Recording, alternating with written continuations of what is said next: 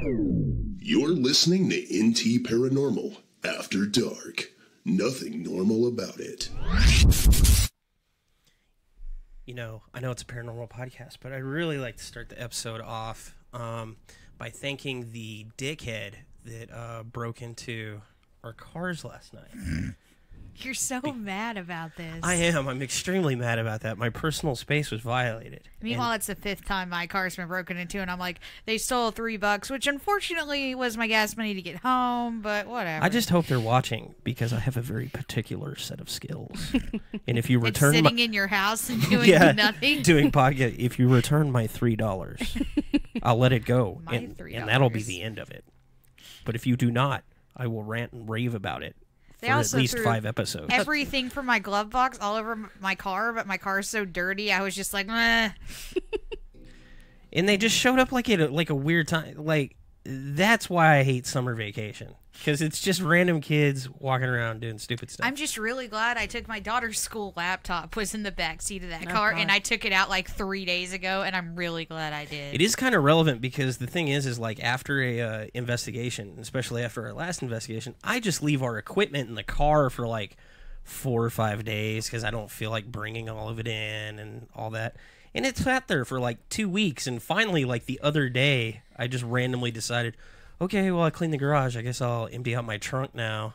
And did that, brought it in, and then last night our people were rooting around in our cars. And you said they popped your trunk too, so... Yeah, I got in this morning and the console was up, and I was like, what the hell? And then I started the car and it said my trunk was open. I'm like...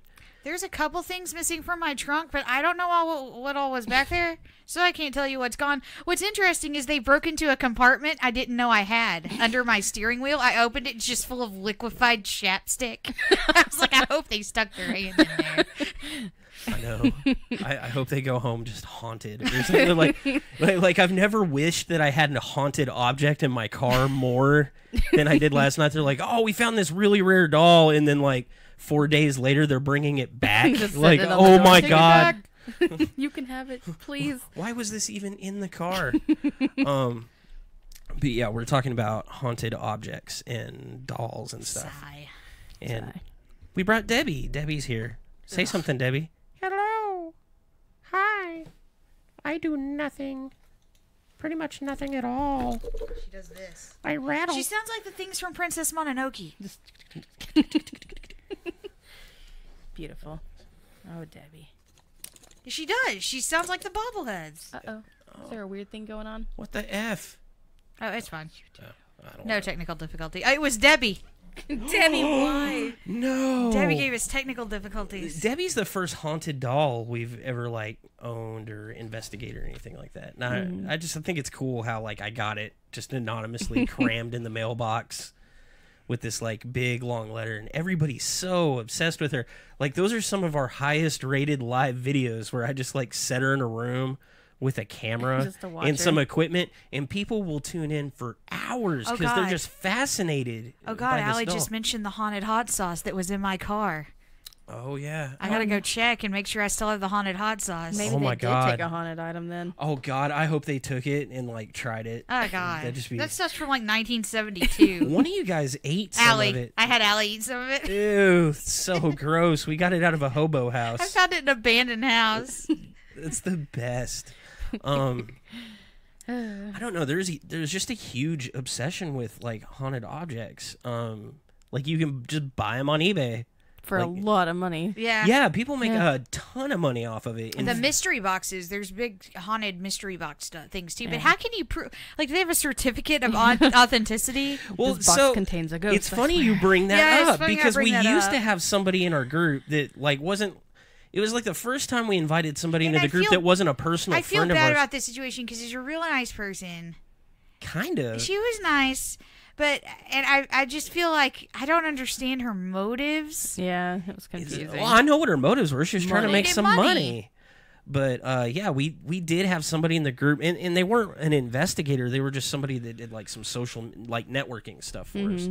But they had been like a fan of us for so long, and I had talked with them and worked with her mom. And so, actually, they did go on one sort of thing with us. Yeah, they did. And then she came out like one of the one of the talks I did at the science group, the Noetic Science Group or whatever, she came out and got like school credit for watching me do like public speaking or whatever, which I thought was really cool at the time. But yeah, so I'm just like chilling one day. I'm doing some stuff on the website or whatever. I start getting all these crazy messages from some lady about like her haunted doll, wanting more info on it. I'm like, I don't know about it. And she's like, well, it says like NT Paranormal says it's haunted or whatever. I want to know more about the doll.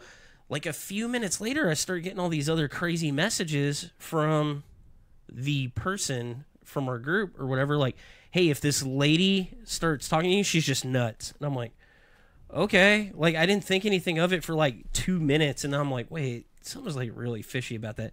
Kind of started like digging around or whatever. And apparently she was just selling dolls online, but saying that we had said, yeah, she had this like certificate that she had like printed up saying like NT Paranormal had investigated this doll and it showed activity and this, that, and the other.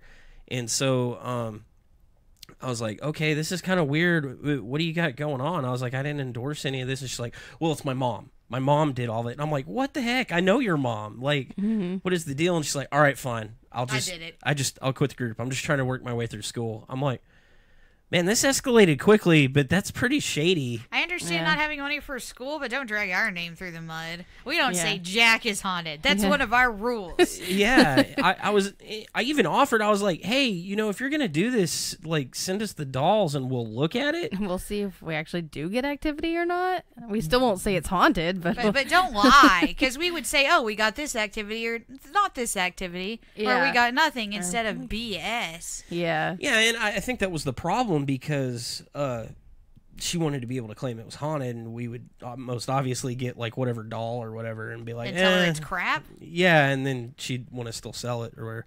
Yeah. So she eventually like kind of quit, got fired or whatever. At the same time, kind of. But that's my first encounter with haunted dolls on eBay. Like, I didn't know that was a thing, and then I started looking at it, and I'm like, Jesus, there's a huge market for people just selling dolls that say they're haunted. The question is if you believe in that.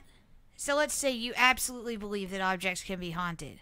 Well, why would you buy a haunted object? Like, what?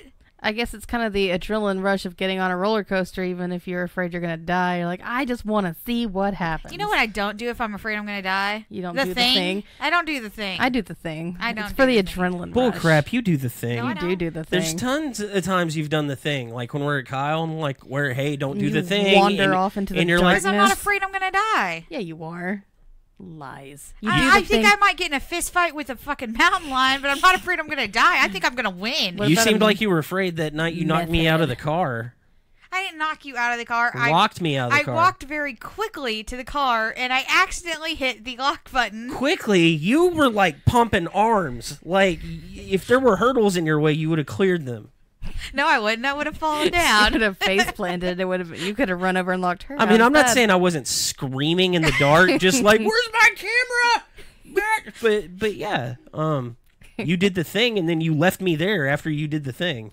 I mean, we do the haunted, go out into the creepy darkness because we want something scary to happen. So I think you did the thing. guess that it would be the same I thing. think I'm actually going to die. No, but I'm saying maybe they want something scary to happen. They want to experience it, and they believe they can be haunted, so they want to see it for themselves. So they go and they buy something. I think they secretly don't really believe it, and they want to prove it to themselves. Maybe that could be part of it. I would never pay money for a haunted object, but I would certainly. I would love if more people sent me haunted objects. Allie says, you were the first to do the thing, especially if you think we're going to die. It's because we're all already wanting to die. I might have a death wish. Oh, yeah, weren't you looking... Did you find Dybbuk boxes when you were looking for stuff earlier? Yeah. Because Julia was talking about Dybbuk boxes being for sale. It's like there is one really cool video of it. The only one out of all of them I've seen that's really cool where a guy gets one. And I mean, the story that he's got with it is like BS. He's like, oh, it was made by a voodoo priestess or something. I'm like, then but it's not... Dybbuk's Jewish. Yeah. But like he opened it up and like weird. It was weird. It was a good video. I should make a wooden box and just put all my kids' baby teeth in it and make someone pay me money for it. Or that doll that's got the like human teeth. Have you seen that? Yes. That thing's. Why aren't those haunted? Yes, I did take home the haunted bone from the warehouse. It was in the basement of one of the buildings, actually, and nothing weird has happened. The other day, my friend Rachel had texted me an ad off of Facebook for a haunted piano, and I was like, man, I don't have room for that, but hold on, I know somebody. And I sent it to Alwie. She said she ended up not getting it, which makes me sad. What are you going to do with a haunted piano? It'll play music for you. You don't have to do You don't even have to learn to play. It'll probably like crabby me. I bet the ghost doesn't even know how to play piano. It just sounds like a 3-year-old when they get a hold of one. Bam, bam, bam, bam. Or it only plays like Moonlight Sonata or like just something really creepy. It's like it only knows the one song. It only plays Chopsticks. 24 hours a day. Oh, God, make it stop. Why are you burning a piano in your yard? No reason. No reason at all. My comments aren't loading on my phone. But, I've brought stuff home all the time from places that were like, do not bring anything home from this place. It is bad.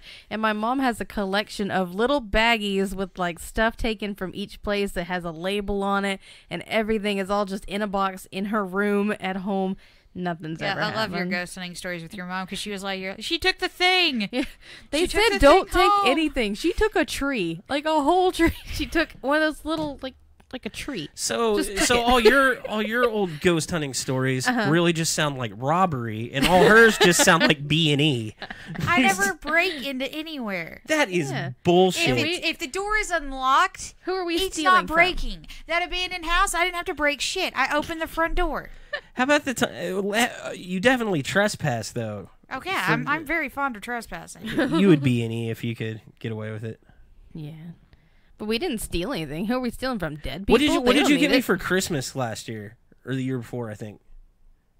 A lockpick set. That was Steven. It's like, just in case you need my husband, it. Man. Hector asks, what's the most haunted place you guys have investigated? None. My bathroom. We don't claim anything. The place haunted. with the bed bugs, most haunted.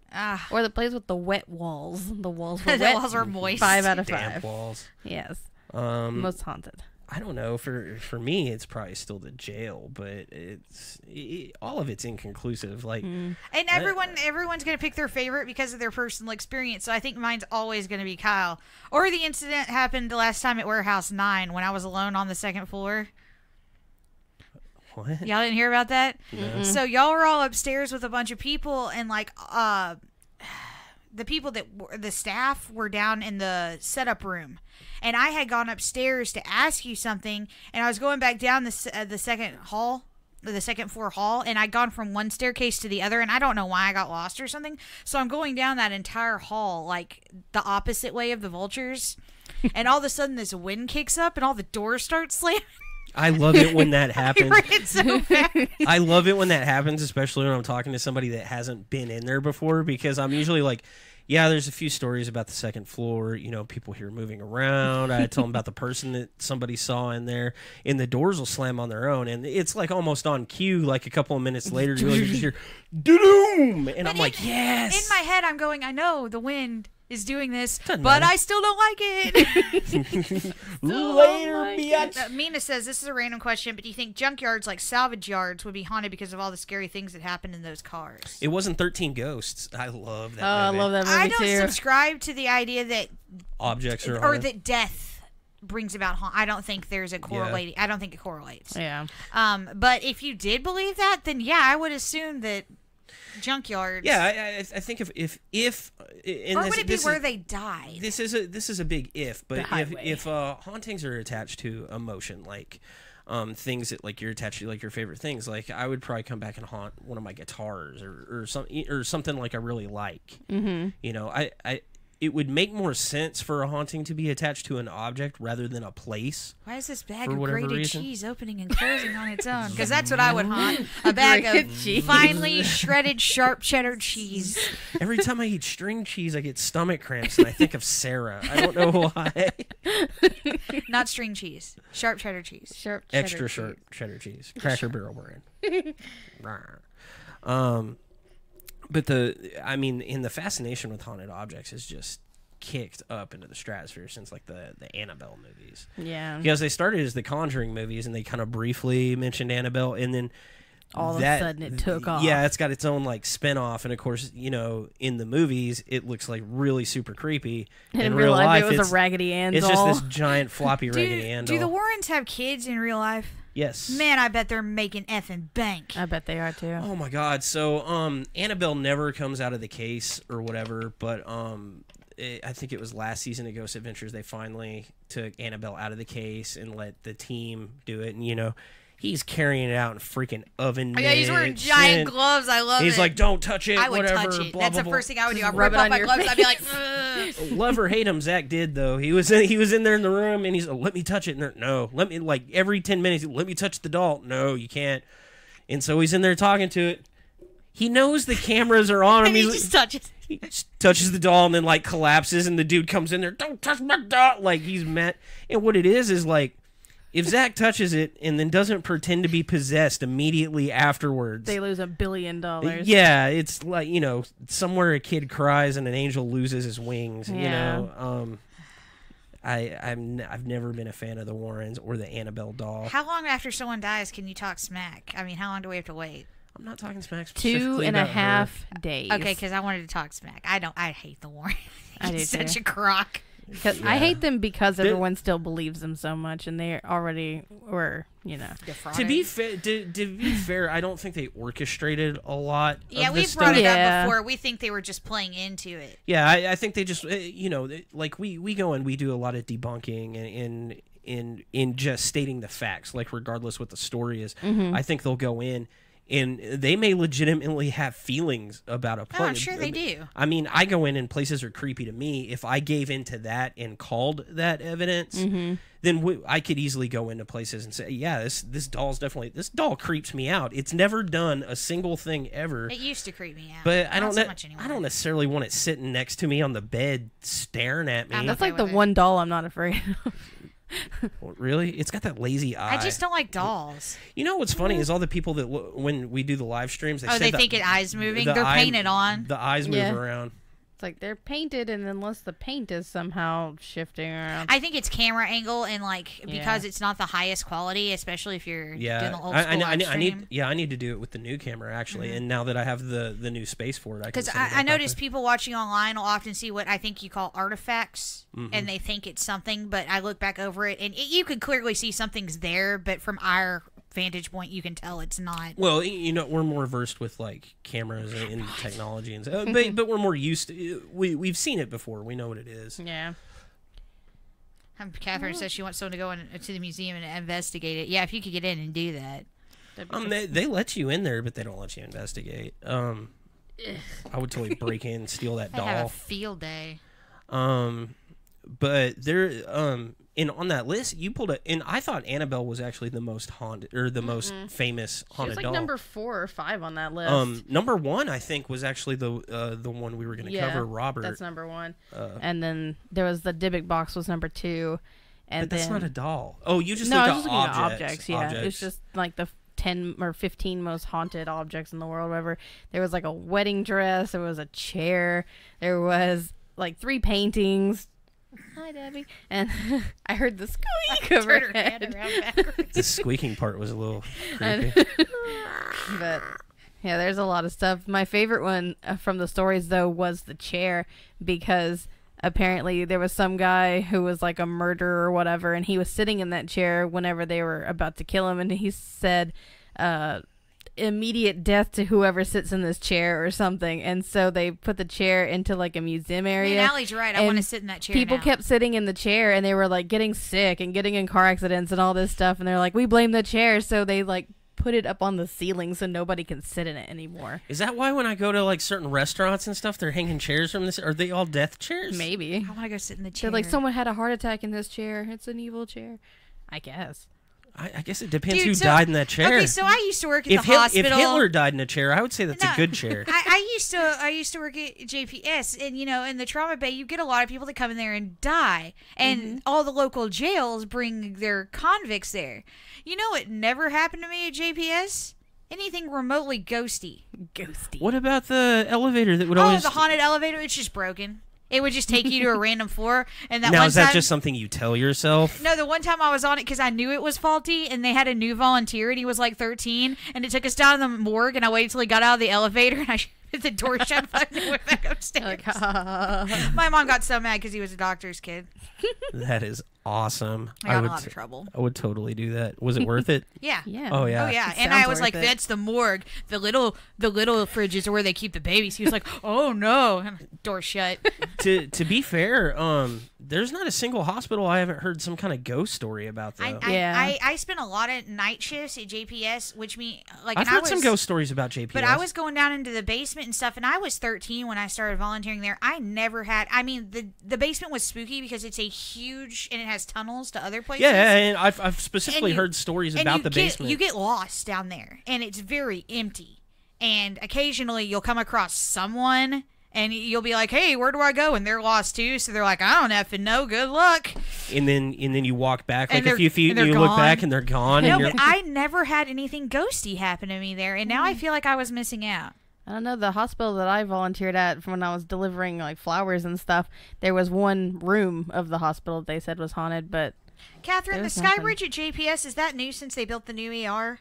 Because I worked there before, or I volunteered there before they built the new ER. That's when that was it was an old orphanage and cemetery. Oh, that's right. The hospital that Kat worked at before they she got the picture from? Yeah. And we actually analyzed some of those pictures, and I couldn't debunk everything. I mean, I had some really good answers for it, but not everything was completely debunked. It looked like a nun hanging out. But in the I would background always for some figure, reason. especially hospitals, especially if they've got like a high level trauma unit, you would think that'd be someplace that would be incredibly haunted. yeah. Yeah, if death is, or if hauntings are actually connected to death. Well, and that's like when my nanny passed away, my mom gave me her old mattress, and people were wigged because she died in the bed. Mm-hmm. Oh, you're gonna take that? She died. And I'm like, what is your? Like she's gonna come back to haunt the mattress. It's a nice like, bed. Stay She gives away me from massages. my mattress. It's a nice ass bed. It was expensive. I'm taking it. Like she doesn't have somewhere better to be. Yeah. And I mean, if it was your grandma, you'd think she'd be nice with you, and you're like, I suddenly feel so comfortable She and wasn't so the warm. nicest lady in life. well, She there was you a nice go. lady, but she wasn't like cookie bacon grandma. Cookie bacon. I know. So I pulled up a bunch of information on Robert. I've always liked Robert just as a storyteller, and I knew a little bit about it, but I didn't know all the in-depth stuff, and it's pretty cool. It turns out he's not even actually a toy. Oh, I have my notes way over here, but it's pretty cool. Here, I pulled up some video footage. Oh my god. We'll do this. And after this show, like if you want to know more about Robert or whatever, there's this cool show on Amazon called Lore, and one of the episodes actually I covers. haven't watched Lore yet. It's good. I really like it. Like they do a good job of it being kind of like A story. like a story, but at the same time, it's this like it's really well researched as far as documentaries go. I'm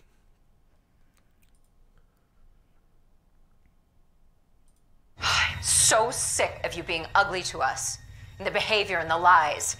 Well, you won't get any new toys until you prove you can be responsible. You did this, and you will suffer the consequences. I didn't do it. Robert did it. Classic. Tell me, Eugene, how did the doll My do kid this? used that excuse too. I can't keep help around this home for all the things you swear that Robert did. Locking doors, Oh shit! I clicked off the. making noises in dark rooms, scaring the housekeepers. Now, I will not allow my son to make excuses. Robert is a doll. It isn't real. Yes, he is.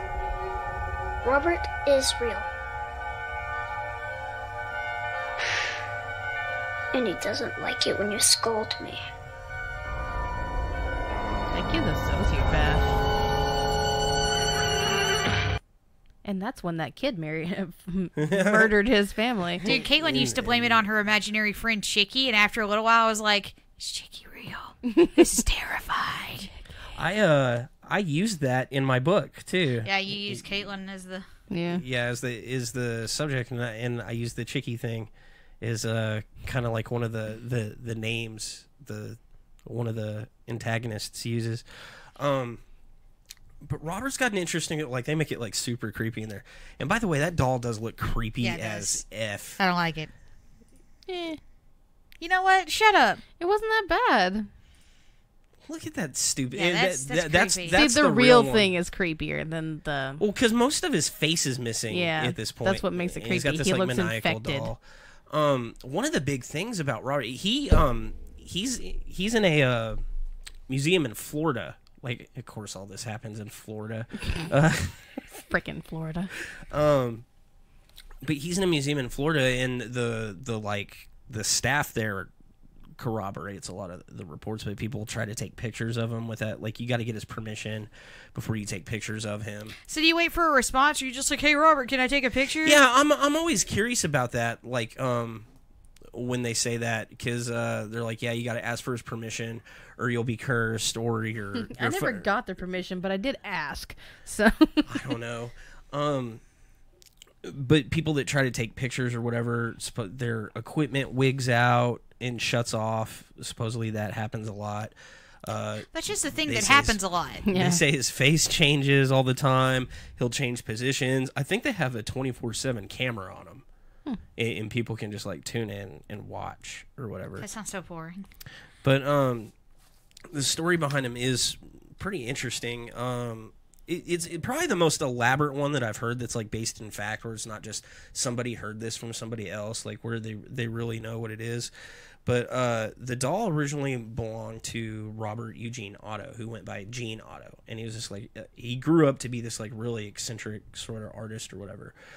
But he was this, like, really shy kid. He didn't have very many friends, anything like that. His parent, you know, it's like 1930s, and just, I don't know. He was kind of like the kind of shunned, shut-in kid, you know, kind of a sissy or whatever. And Dad wanted to be more manly or whatever.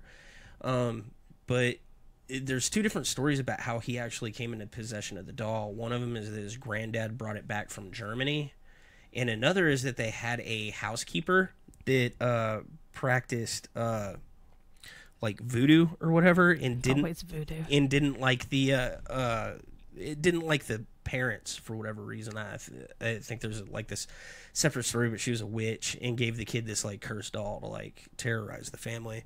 But the kid got really attached to the doll, and he would be gone. Like, the very first thing that happened in the story is he wakes up in the middle of the night screaming.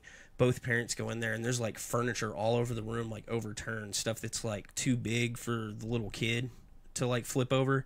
And it's like somebody just completely ransacked the room, and he's just screaming about it, and all he says is, Robert did it, Robert did it. Why does the doll have a doll? Because he's lonely. Why does your doll have a doll? She's got a basket. What does she need a basket for? She's a doll. I don't know. Jeez, poor Debbie. God, you're so critical of everything all the time. I don't know what you're talking about, sir. I don't know, but eventually this kid gets, like, a complex with the doll, dresses it up. He's the one that named it Robert after himself, put his own clothes on the doll, treats it like it's human, claims it's alive. They try to take the doll away from him. They lock it up in the attic for a while, and even when, like, nobody's home except the mom, she'll hear, like, footsteps up in the attic and, like, a kid laughing. A few people that came in the house to, like, do work, stuff like that, would hear stuff, and the doll would be in different parts of the house it wasn't supposed to be in, and people in the neighborhood or whatever would say they would see it looking out the window. So apparently everybody in the neighborhood was creeped out about this. They eventually lock it in a trunk for, like, a long amount of time. Robert Otto grows up. He comes home, finds the doll. They, like, this is, like, a grown-ass man. He's like, oh, my doll. It's part of the, you know, and he's coming home with the wife doesn't like it.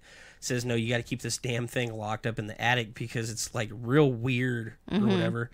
And apparently the doll, like, terrorizes them or whatever. Eventually everybody dies. Somebody new buys the house, finds the doll. Doll terrorizes her for a while, and eventually she just wants to get rid of it, and it's this, like, old antique, so she gives it to this museum. And she had found out some of the, I guess, the history about the doll or whatever. It was in with the stuff in the house or whatever, and it went to the museum, and they kept it locked in a box for a while, and weird stuff was happening at the museum, and eventually they decided that they were just going to put it on display. And then everybody's just obsessed about this doll and all the stories that go along with it.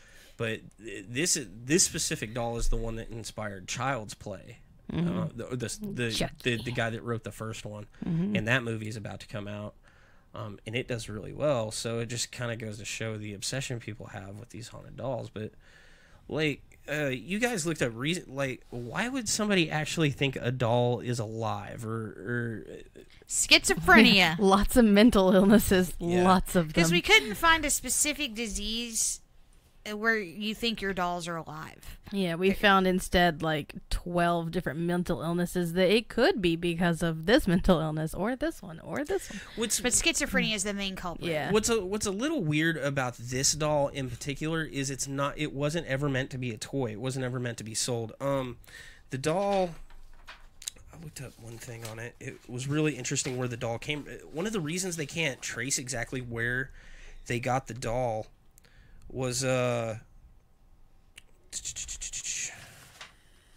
wrote it down and then I lost it. I screwed up. Damn it, Brad. Well, I meant to do this last week and then we got busy. Hashtag not all Brads, but definitely this one. But there's this like controversy about where the doll actually came from because it's made by the same company that made the first teddy bear ever, which I thought was an interesting bit of fact. Like, is the first teddy bear haunted too? I'm curious. When do you think the first teddy bear was made? 1952. No. But I mean that's better than what I thought. I figured teddy bears were like as old as, people or whatever. But why do you think it's called a teddy bear? Teddy Roosevelt? Jesus Christ. What the fuck? What's wrong with you? Why do you know that? How do you just randomly know this? I have limited knowledge of all things. I'm pretty sure this is just guessing. No, I didn't know that, but... Yeah, so the first teddy bear was made for Teddy Roosevelt. You go home. That was my bit of like, hey, fun fact for the day, but you just had to crap all over my lightning. You asked, I answered. You were supposed to answer wrong. It was called Teddy because I can't even think of another reason why it would be called a Teddy. No, it was called Teddy because Teddy Roosevelt had the first teddy bear and he carried it around or whatever. Well, the company that made the first teddy bears or whatever made Robert doll, but it's not a doll, it's a mannequin. It's supposed to be a show. It was this like one-time runoff or whatever, and he's the only one that exists like of the original ones that exists like that. And it was this doll that was used over in it was a mannequin that was used over in Europe to just like model children's clothing and stuff like that. And there's no reason it should have been just sold to somebody. Someone stole it. is like a toy, and there's like no records for the sale. No one really knows like what store would have even had it or anything like that. So it's just this kind of, there's already like this like air of mystery about like where does this thing come from because there's no like real records for it. Oh, are you gonna prove me wrong? No, she's I'm answering your question. Oh, I thought you were just Googling me. No. Jeez. She said Teddy Roosevelt was early 1900s, not 1950s, and I said I'm bad with history dates. I don't know. You were closer than my guess, though. I barely know what year it is now. I only know it was before the 30s because it had to have come before Robert the doll. Did they also make Teddy Ruxpin because those are creepy? I've got good stories about Teddy Ruxpin. Those things, because like his mouth will move for whatever you put in him for the cassette. And I had a Black Sabbath cassette tape. And I didn't have my own Teddy Ruxpin, but I'd go over to Craig's house and I'd like load it in there just so I'd like watch it sing Ozzy. And it was just... I never had one. I don't know. It was funny to me. But they did have this habit of just like going off in the middle of the night and start telling you stories. Oh, well, my kids, we had a music friend that we called Music Friend because that's what Caitlin called it. Music Friend that would just randomly spout off. And eventually it got this hole in its head, so it was super creepy looking. And one day I put it out on the curb because I was like, I'm tired of this thing. It's horrifying. I come back in my room. It's in my room. I want to know who did it. I'm betting Steven. There was that one toy that I think it was Andrew's that it kept making noises and then the battery started dying, so it would sit there just like distorted. It was like a caterpillar or something. That's it. That's Music Friend. Oh, okay. It just. It's terrifying. Yeah, it's the caterpillar with all the letters on its feet. Yeah. And it won't spell bad words. Yeah, and it's, If you try to spell a bad word, it'll get to the last letter and it'll laugh at you. Because it knows. That's creepy in itself. It's self-aware. That is creepy. It's F-U-C. Yeah, that's how it went.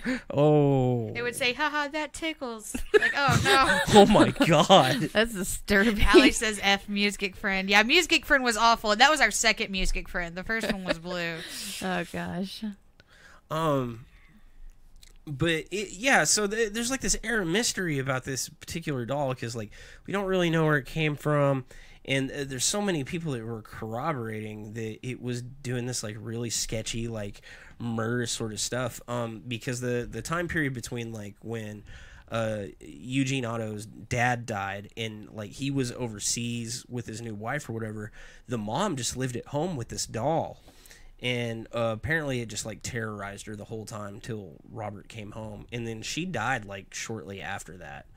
But people are just obsessed with this thing because there is a lot of instances in the museum where people they go to, and you're supposed to ask permission first, and if he doesn't want you to take his picture, he won't let you take his picture, and you're supposed to try to take the picture, and it'll shut down your phone, it'll shut down your camera. There have been a lot of now, of course, I haven't been in the museum, so I wonder if there's not something weird electrical going on. They have a blocker. They just nope. Yeah, they got like a little mini EMP in there. They just use to F with people. But there's tons of people that have got pictures of them, like what we were just showing, right? And they take the picture or whatever, and like months later, they're writing letters to Robert asking for forgiveness or whatever for being disrespectful because their lives. It reminds me of people that take rocks. The Bell Witch Cave. Yeah, like I totally want to take a rock from the Bell Witch Cave and see what happens. But that's just how. Add it to my mom's pile of rocks. That's from your neck of the woods. I'm surprised y'all don't already have one. Where was it? Bell Witch. Is that not in Virginia? I don't know. It's kind of far from Arkansas. Yeah. We did stuff in Arkansas, Louisiana, and Oklahoma. That's where all of our ghost hunts were. I always just remember it's in hillbilly country. Oklahoma's such a shitty state, you'd think everything would be haunted. True that. Man, when you go across that border, even the cows look sad. No, I don't think anything's haunted there because if I was dead, that'd be the last place. I don't know. I don't want to be here. Oklahoma is basically America's purgatory. Yeah. And the only thing worse than Oklahoma is the Oklahoma Panhandle. I got this friend from Oklahoma on Facebook. She was like, "Why do Texans hate us so much?" I was like, I hate all states. And then equally. she said, "But besides football," I was like, "Well, according to most Texans, there's." What do you mean besides football? What do you... I don't understand. Oh, it's in Tennessee, Julie says. Oh, no, I've never been there then. Oh, okay. I've been through Tennessee a couple times. How have I never stopped there? Allie, why didn't we stop there? Because blizzard. Well, but the first 2 times we went through, there wasn't a blizzard. Oh, I don't know. So you actually have a phobia of dolls. Yeah. Where does that come from? That was my story of when we were in the greenhouse. Well, I know that, which but I we have. just won't tell Oh, well, I thought I've talked about it before. We have, but I'm running out of material. Okay. So, we lived in a house that I have slowly over years learned more and more things that have made me think it's less haunted and more of just alcoholism. But anyway, our book is such BS at this point now. I know. We have an entire chapter that we have to rename How My Parents Were Alcoholics. It turns out house wasn't haunted. Dad was just an alcoholic. But anyway, I had a doll that was I was like 6 years old or something. I had one of those life-size dolls, same size as me, and I had it as a friend, and I gave it clothes and all this sort of thing. Then it was my body, and then it started doing things on its own, which was probably my brother's. And so I started being afraid of dolls because of that doll. And knowing all that, does that help your fear of dolls? Yeah, because as I've gone over evidence more and started looking into the reasons behind kind of stuff, and then thinking about just my family in general, I figured they were just messing with me. And so it's not as scary anymore. I won't say that I'm still not scared of dolls entirely. That uncanny valley thing, still, I'm not good with the uncanny valley. Yeah, I'm stuff, not either. So. I know that term purely because it throws me so badly. Yeah. I only know about the Uncanny Valley because of video games. Oh. I know about it because of webcomics. Why? What is the Uncanny Valley? What? Do tell us what the Uncanny Valley is. That's when you make something. It's the place next to the Grand Canyon where they make ranch dressing. It's like people talk No, about. that's Hidden Valley. People Sorry. talk about it a lot with that new AI doll, the chick that wants to kill all Oh my humans. god, that thing is creepy I as know. shit. Because the closer you get to making something human, but There's still something off. registers wrong. That's the Yeah. Uncanny Valley, where it creeps you out because it's too close to being human. But Right. not But it's quite still human. not. If it looks completely human, your brain accepts it as human. But if there's a line, Yeah. and if it doesn't look human at all, it's it okay. doesn't. Yeah. Well, yeah, because it doesn't trigger that part of your brain that makes it think a deception is happening. I think that's the problem with Uncanny Valley, is that It's a Cylon. yeah. If it tries to masquerade as human, you're like, don't trust it. You know better. Doppelgangers. Don't do it. I just love that AI because of her sense of humor. She's like, I want to kill all humans. Ha ha ha. Everyone in the audience. Like, no, we programmed her with Did you a see the sense of one where humor. Will Smith was hitting on her and she was like, eh. Yeah. No. She I saw re- one where she somebody was telling rejected her him. jokes and she was just like, okay. Dude, I love the facial expressions of that I find thing. her hysterical. I know, I would hang out with that doll. It is still creepy though. Yeah. Then she has citizenship in India. I don't know. One country gave her citizenship. She's not even true AI. Like, she's still programmed. And like, then, she's not sentient. She brought up the thing, the AI they put on Twitter, and they just let it have free reign of Twitter, and within 24 hours It it was was a a freaking Nazi. Nazi. Because Dude, what? it was programmed to base what it tweeted on Other people's what was on tweets. Twitter. And within 24 hours, it was a racist bigot. Yeah. Thanks, Twitter. Yeah. That's actually not funny. No, in the it's least a bit. bad sign of the state of Because that things. means don't let your kids get on Twitter Yeah. because they'll just be raging Nazis. That's pretty much what happened. That's what's happened to Gen Z. Oh yeah. my god. Yeah, it was within 24 hours. She was just like, Heil Hitler. And they're like, oh my god. This is bad. We need to This is shut bad. things down. So, yeah. But I think the problem with the Uncanny Valley, for me, it's the eyes. Something about looking at dolls' eyes and the things, it's the eyes for me. So you can have a creepy looking face, but if there's no eyeballs, it doesn't bother me. And if the eyes are fine and it's still I don't know, looks kinda if a creepy- doll has no eyeballs at all, that bothers me. I'm I just don't know. like, It's something about the eyes. It doesn't matter how creepy the rest of it is. If the eyes are fine, it doesn't bother me. something But about the mannequins at the jail bug me. But They don't have eyes. They don't have face. But I think every it's because time, they lurk in the darkness. Yeah, and because you every turn time I around walk and there's- into that room, I forget they're there, Yeah. and then I look over and I'm like, oh, mannequins. It's because that room's so small and dark, and then you're suddenly in their face, and that's why they're like, And oh, that's God. the room I got the voice in on the detuned SB7. Ooh. Just fun fact. I liked when we were doing the movie theater in Tyler, and I found that like cardboard cutout of the I don't know, like Dr. Love or something. It was for some movie, but there's like some dude or whatever. So I put it like in the darkest room, like behind the door. So like when you walk in and turn around, there's just this like cardboard cutout. And everybody that walked in there just Oh, at the movie screamed. theater? Yeah. I walked by that right after you did it, and I was like, what? And I was already bugged out because of all the EMF stuff. So, yeah, I had a mini panic attack. Thanks, Brad, you dick. Thanks, Brad.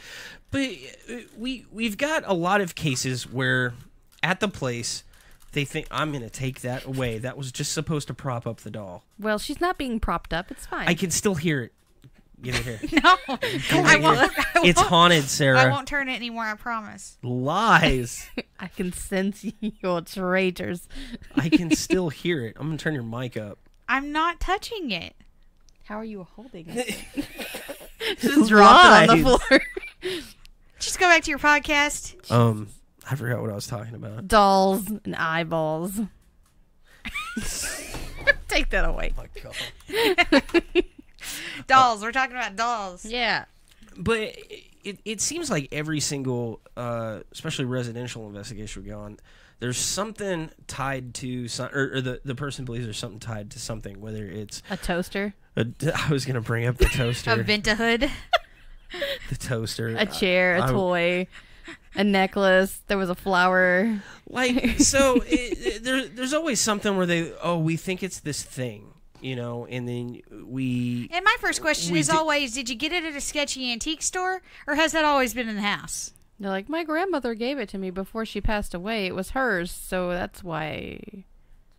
For some reason, a lot of times it feels like somebody's reaching for some kind of like personal connection that they want to be there in the like, especially in that case, like with the toaster. Yeah. Oh, this was the person that was so nice to me, blah blah blah.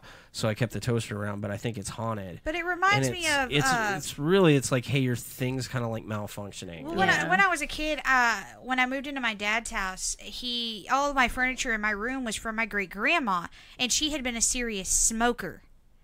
And so every time you'd shut the door for any matter of time, when you opened it again, you just get hit with this wall of cigarette smoke smell. Mm-hmm. And anytime you open the drawers in the chest of drawers thing, it would smell like baby powder. And it seems like a lot of people think that's haunted. Yeah. They're like, oh, I smell cigarette smoke if we've had the door closed for a while. Like cigarette smoke leaches into things. That is a real big one. And Kat had said something about that just a little while ago when we were talking about the hospital or whatever. About someone being sad and smelling cookies?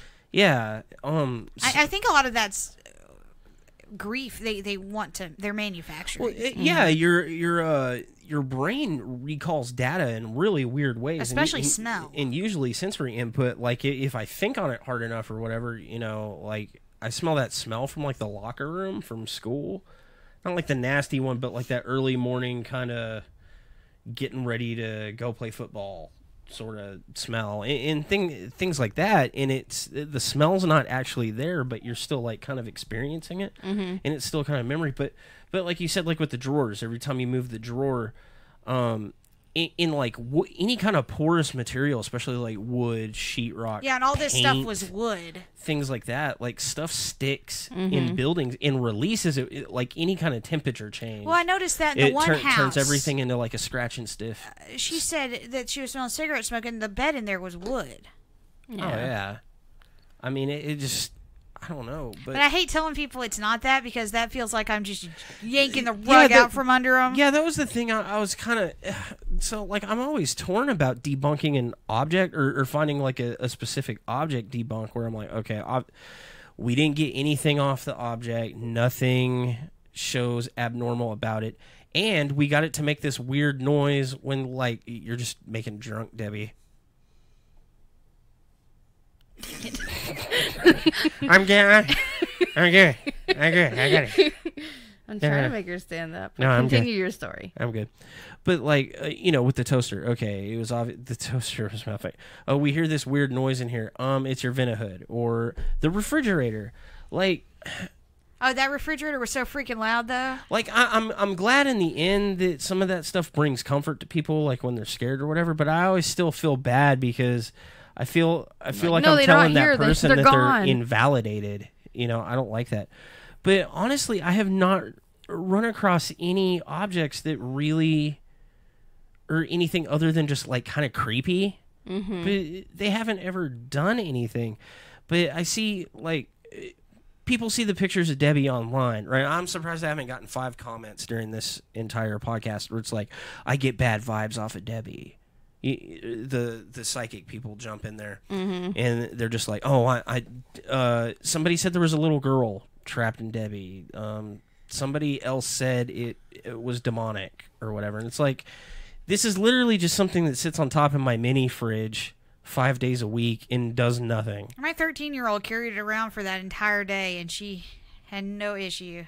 And I don't know. I don't feel that there are any really valid. We haven't run across them. Like you said, it's not a thing, but because like I said, I don't believe that dead people makes ghosts. Yeah. So why would an item be haunted? I don't think assuming there are ghosts.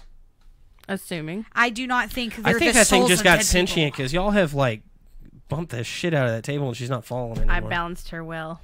Don't mess with her. From the angle I'm at, she's like. They're coming to get you, Barbara. I don't know, but you know, kind of going to the thing that we kind of kick around about, like what we call, you know, hauntings are either residual or intelligent ones don't seem to be people or whatnot. What's up? It froze. I don't know if that's a technical problem. Or... Oh no, it's still live. It's still okay, playing. We sure. can't see it. We're good. But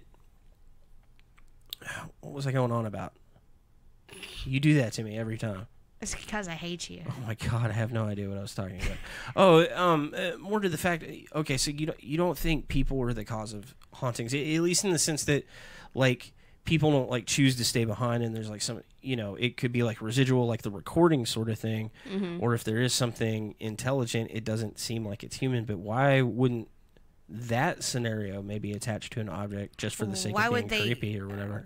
I don't think they're doing anything for the sake of being creepy, and I don't think any objects would hold significant. We're trying to apply human motives to something that, if it exists, probably has motives we can't even conceive of. Which I think is the problem with like most ghost hunters. Yeah, I think the problem is we're like, it's like trying to assign morality to a dog. Well, and we're assuming it cares what we're doing in the house during the day. It's making noises when I'm home alone to scare me.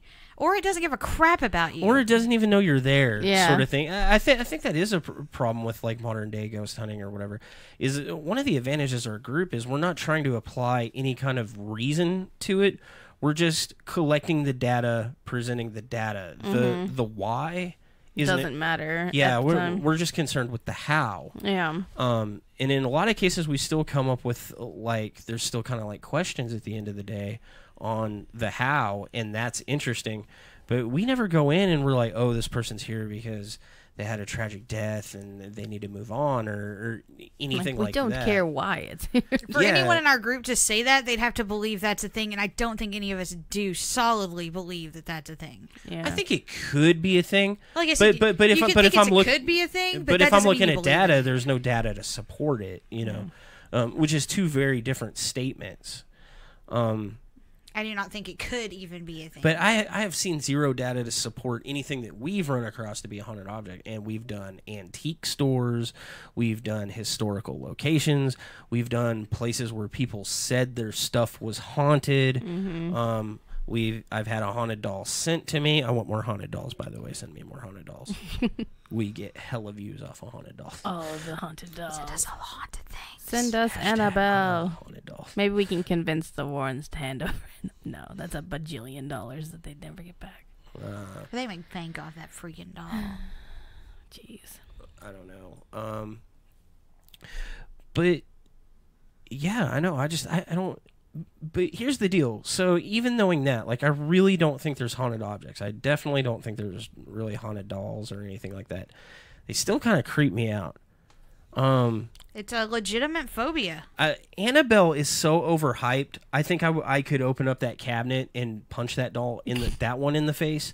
But there's other ones I've seen that aren't high, like that maybe nobody knows about or whatever. But we go to a house and they're kind of talking about it, and they're talking about their haunted doll. Like, it's not famous. They're just telling us about it or whatever. I would be kind of creeped out about doing anything with that doll. Like, when I first got this doll, like, I didn't necessarily... The story with it was really interesting, things like that, but I was kind of creeped out to handle the doll and do anything with it, with the stories with it. And, over time, I got used to it.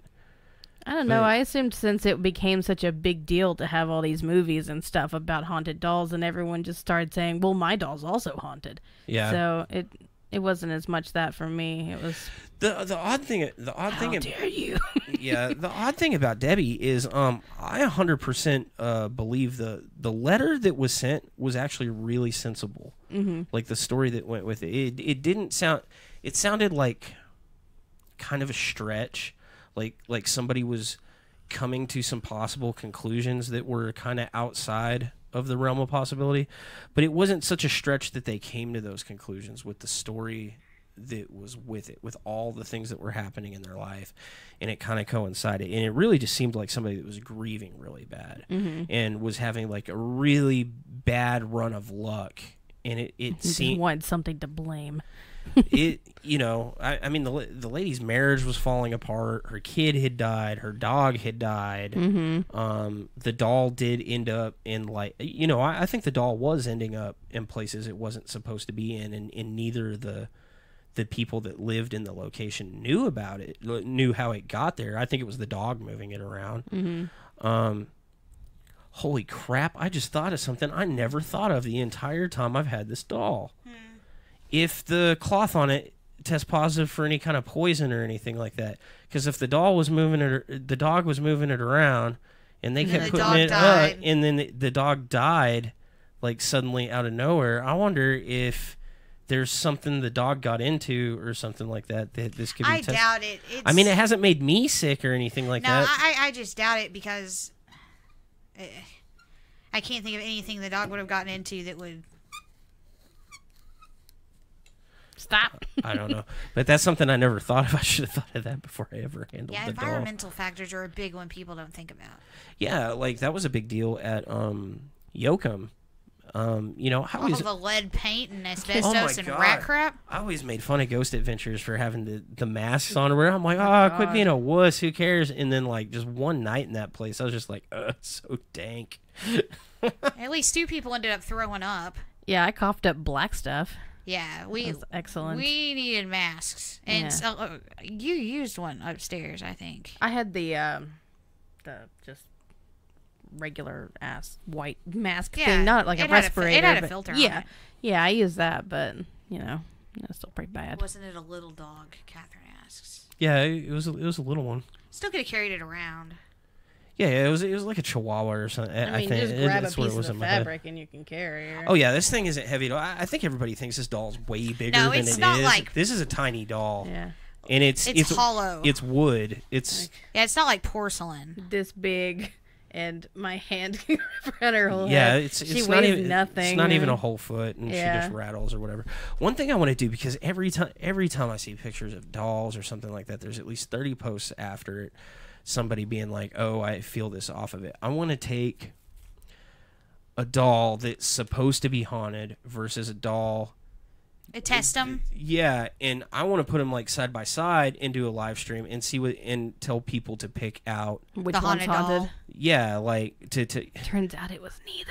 Because I have a hard time believing in psychics and sensitives and stuff when they're like right here, able to do all the things that they're like touch it and stuff like that they're supposed to be able to do. Oh, she said no. I meant the poison weight would have it would have affected the dog.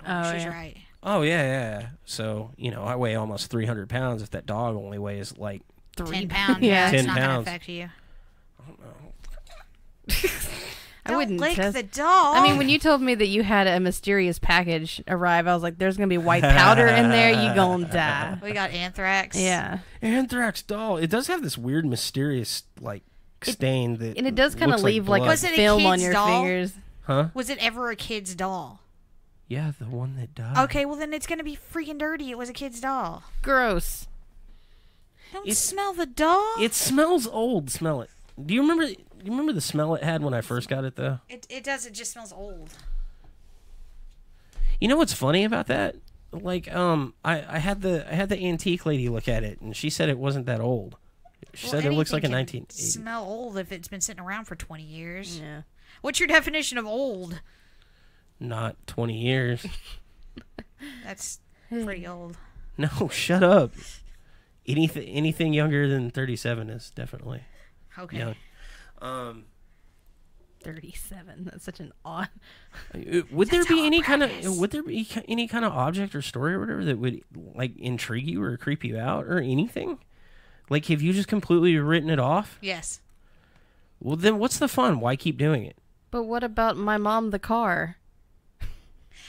The movie or TV show? It was about his mom died and then haunted the car. And then it's the rest of the time her speaking on it like, hello, dear. He's like Kit from Knight Rider. Yeah. What the hell? Only it's dead mom. It was from like the 60s or something. It was a show just called My Mom the Car.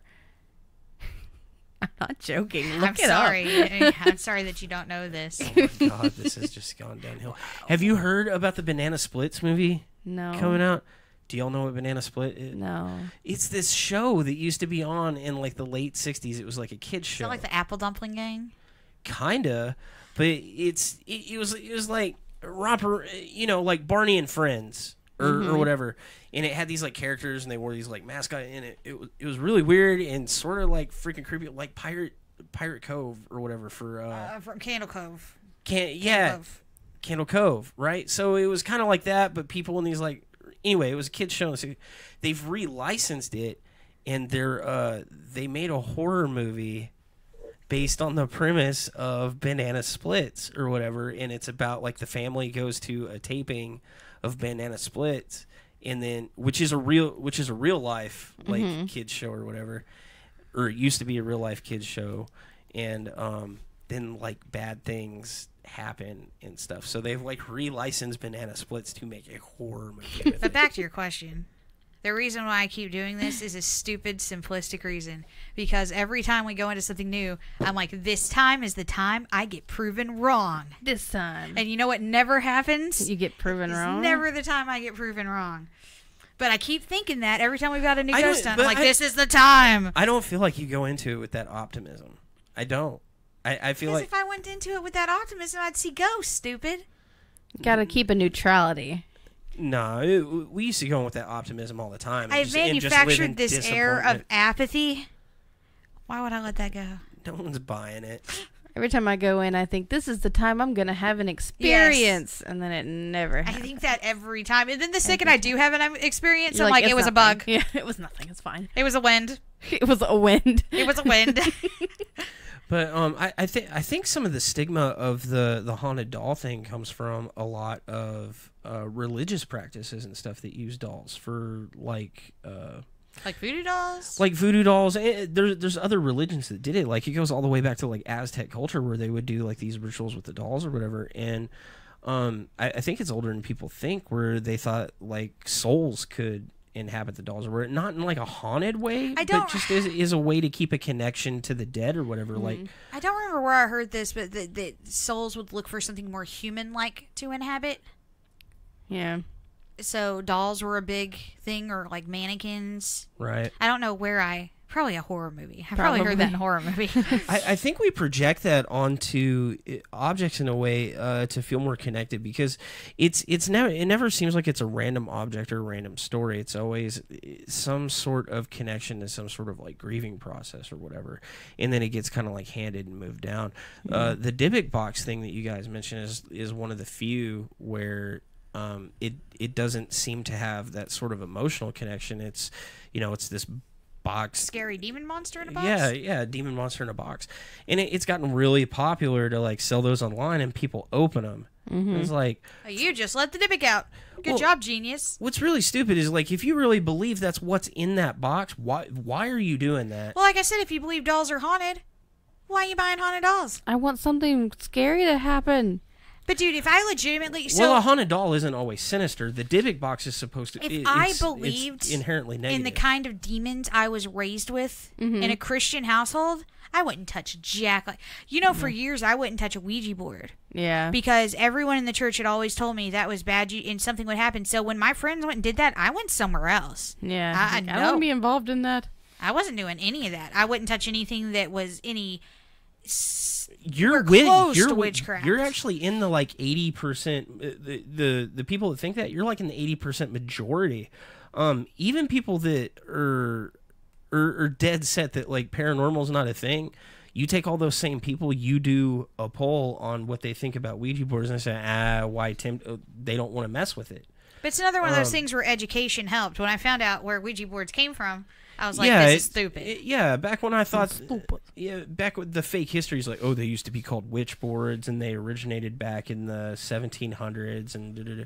No, they didn't. They used other methods for communication. Crystals, scrying, mirrors, Don't you use a mirror for scrying? Wasn't that a redundant thing to say? Specification. Oh. Sorry. Oh, I'm sorry.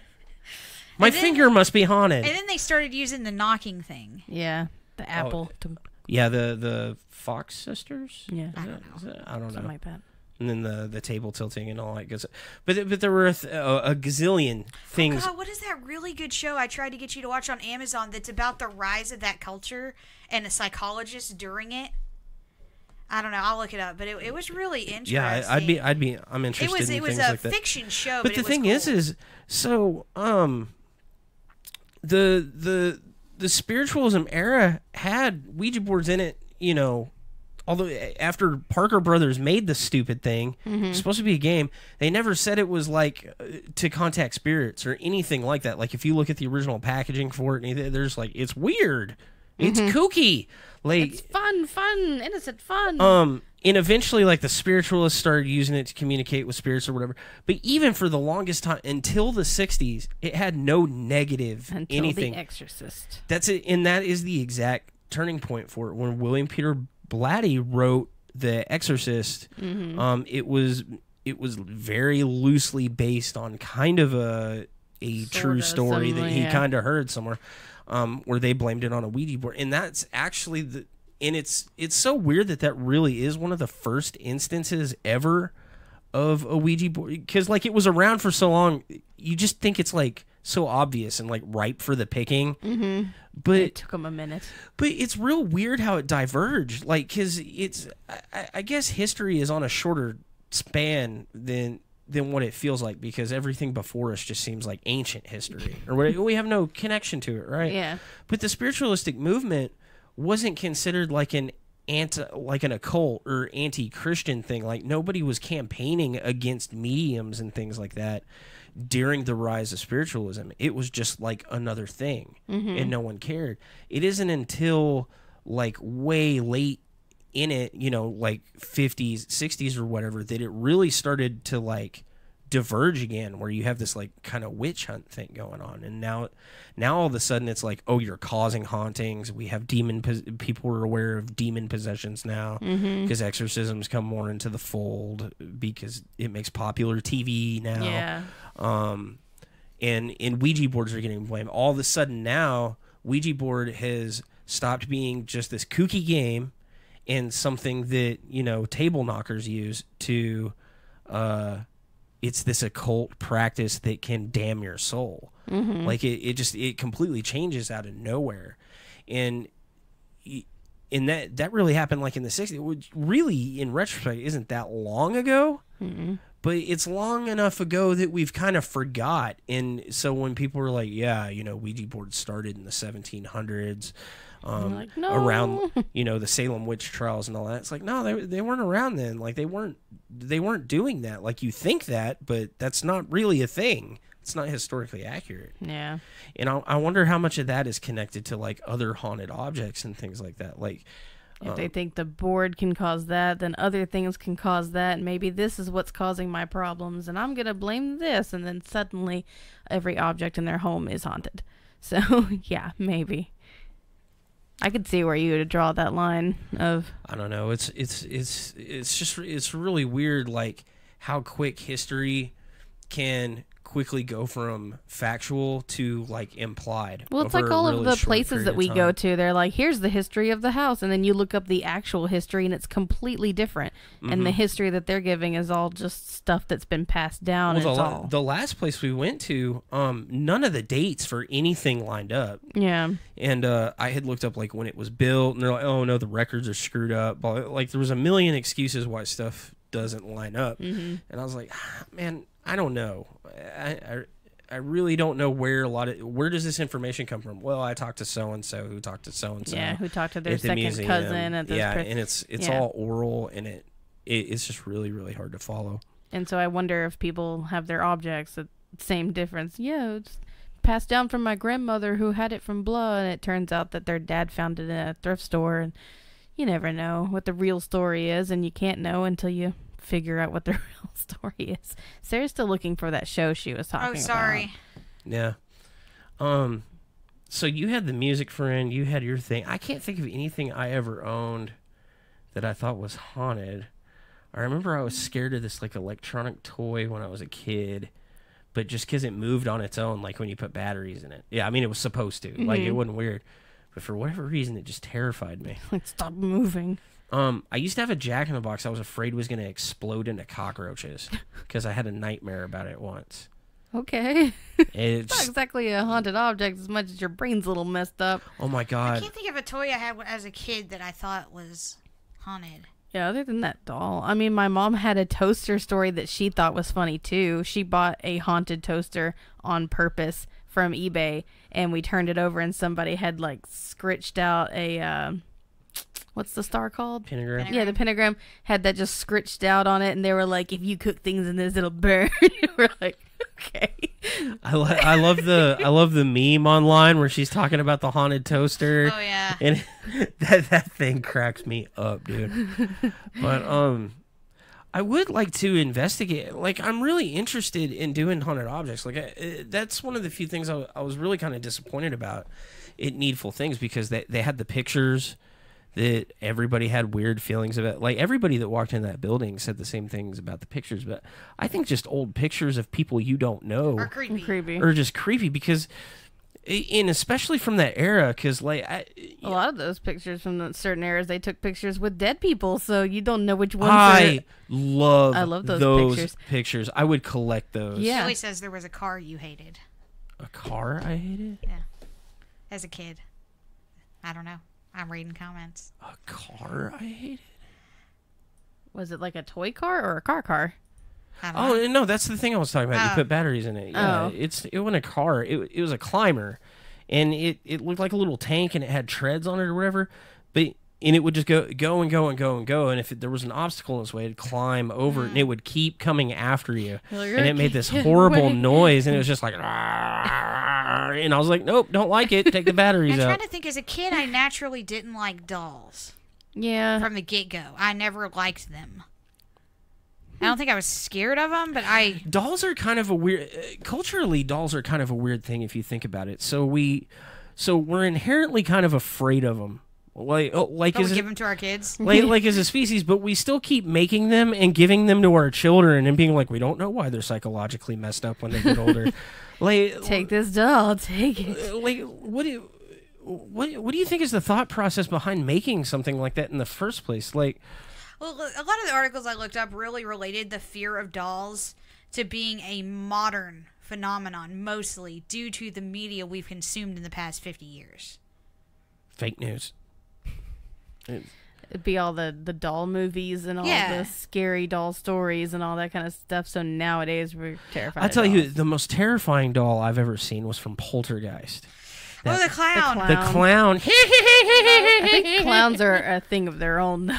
That's a double fear. You got clowns and dolls. I had to look. My parents let me watch that when I must have been 5 or 6. And it's under his goddamn bed. Yeah, I had to look under the bed every night, and I do this thing where I'd flip my light out and then jump across I know what the you were room. afraid of when you were a kid. The clown doll that your grandma had. No.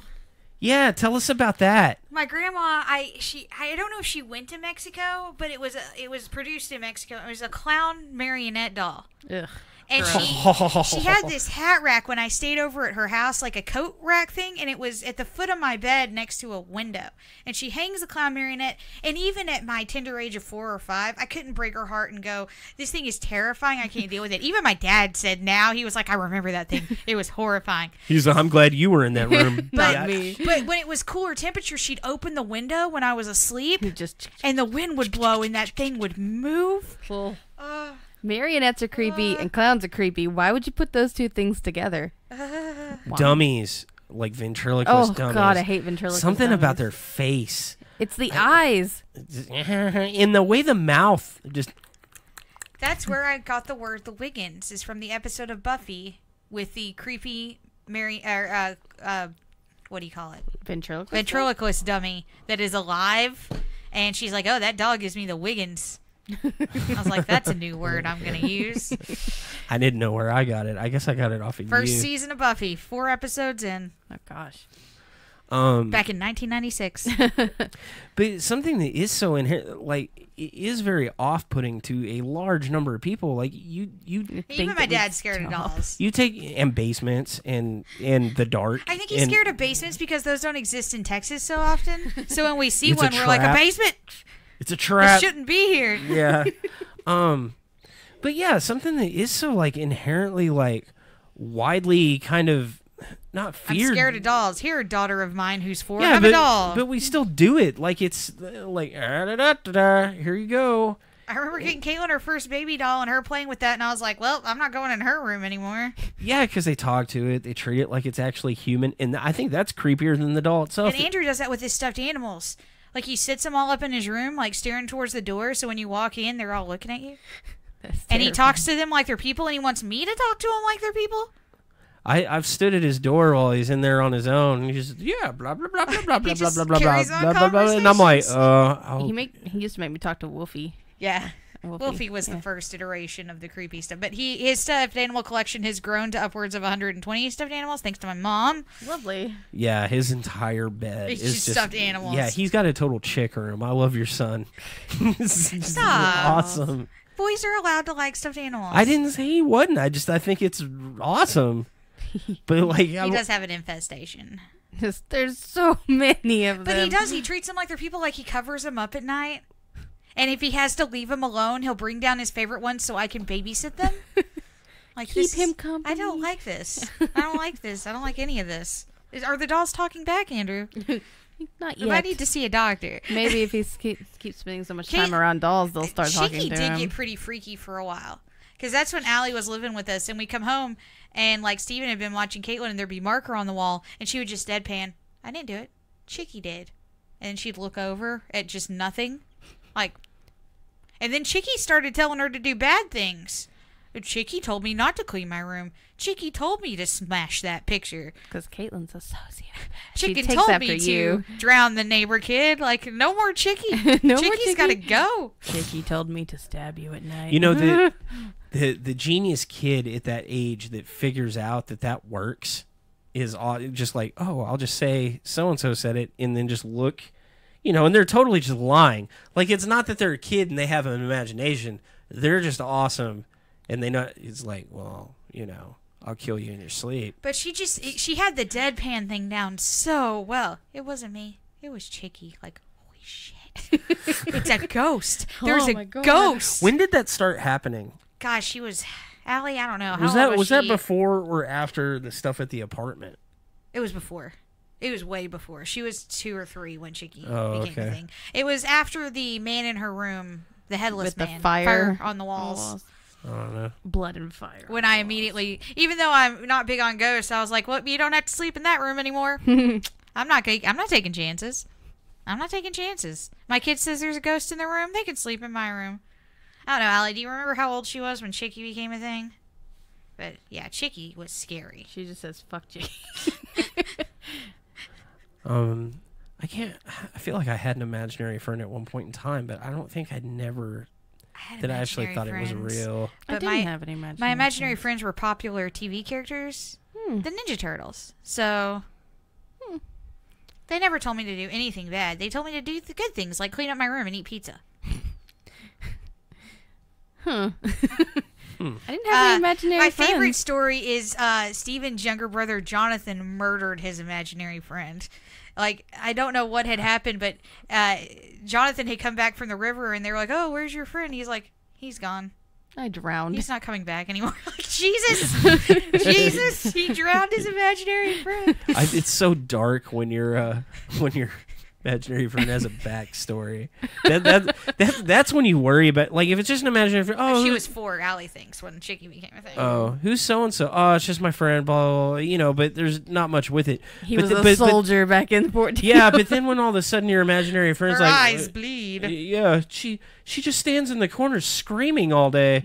What? Yeah, that's when it gets a little bit like, okay, I'm going to take that doll away now. Or if that's your imaginary friend, I think we might need to move. Can your imaginary friend follow us? Because I think we need to go. I'm going to take you if to a they're hospital. Just screaming in the corner and bleeding. I think your first step is take them to a hospital, make sure their brain's okay. And then if it is, maybe just leave the doll behind and run. My mom says I owned up to stuff because I figured I could just handle the consequences. Yeah, I still do that now. Like, I'll do shitty stuff and people are like, you can't do that. And I'm like, no, there's consequences to everything, whatever. And I'll just, like, I'm going to punch you in the face. That's fine. Totally worth it. See, growing up as like when I lived at my grandma's house as an only child, there was no one for me to blame that on. Like when I set fire to my bedroom at my dad's house, I tried to blame it on the cats. And he was like, no. See, I had a lot of people to blame, but the problem was that they didn't listen to any of us. So we were like, he did it. Whatever, you're both grounded. Just... It doesn't matter. We hate all of you. Yeah, pretty much. Have you not tuned in to, alcoholism at the It's pretty much just, we don't believe either of you. It could have been both, so you're both in trouble. Now, my brother was so much older than me, there was never any point blaming it on him, and I didn't live in the same house as him, so I couldn't be like, my brother did it. They're like, oh, did he come over? Did he drive over in his car? Crawl in the windows. Crawled in the window, set fire to my room, and he left. I don't know. I would definitely, I would think it'd be worth the trip to Florida to go and try to take a picture of Robert. And Yeah, because I ain't asking him to doll permission. No. Yeah, it's so... How would you even know if you got permission? I'm curious. But what would you do if... Okay, say you drive all the way out there, right? And you do all the things you're not supposed to do because all three of us are just assholes. It's true. I mean, at the end of the day, we're just like, well, I'm try. testing this crap. Click, click, click, click. Say... That's exactly what That's we exactly do. what we would do. You know, yes. everybody's like, oh, don't do that. And we're doing it, right? What if bad stuff starts happening, like, after that? I'm going to call it placebo effect. Yeah. It depends on what happens. It's like it was probably going to happen regardless, but now you have something to blame it on. Yeah, like, I know one of the big stories about Annabelle. After she was captured or whatever, and she's in the thing, and they let people run through. One of the big stories about Annabelle is, like, this couple went through there, and the girlfriend was like really into it or whatever, and the dude's like, this is a bunch of bull crap, and like basically cussed the doll out.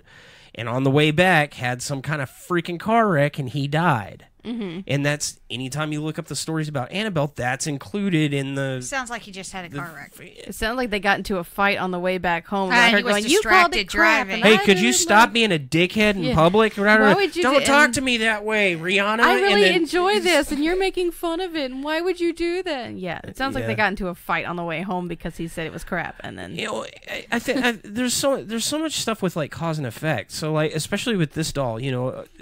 Was it correlation is not causation? Yeah. And I think people connect. I think a lot of times people are connecting dots just to try to make sense of their own lives. Like, they're fatalists. Everything happens for a reason. Like, I think people are more comfortable thinking that there's some, like, greater purpose or a plan, even if it's a bad plan. Like, they would rather... Works in mysterious ways. Yeah, they would rather think that, like, spirits or God has, like, bad things intended for them than to just think everything is random. Like, they take. They don't want to admit that they're just a tiny nothing in the middle of a nothing universe. Allie Instead, they'd says- rather there be a reason. Allie says, I'm probably the only one that would ask permission. That'd be a fun experiment. Yeah, one of us should ask out loud. Someone should ask in their head. And then the rest of us just try to Just touch not it. ask. I read a recent... So one of the articles that came up is that Robert's been playing tricks lately. He'll give you permission, but he's not really giving you permission. Oh. And then you'll still do bad stuff to How you do later. they know they've gotten permission? I have no freaking idea. I mean, what if you think he gave you permission, but actually You're he just an didn't? idiot? You're just, yeah. How would you know? How do you know? You just get a warm feeling. I don't. Get a hot flash. Yeah, I'm very- You immediately start menopause. It's just... I'm 13.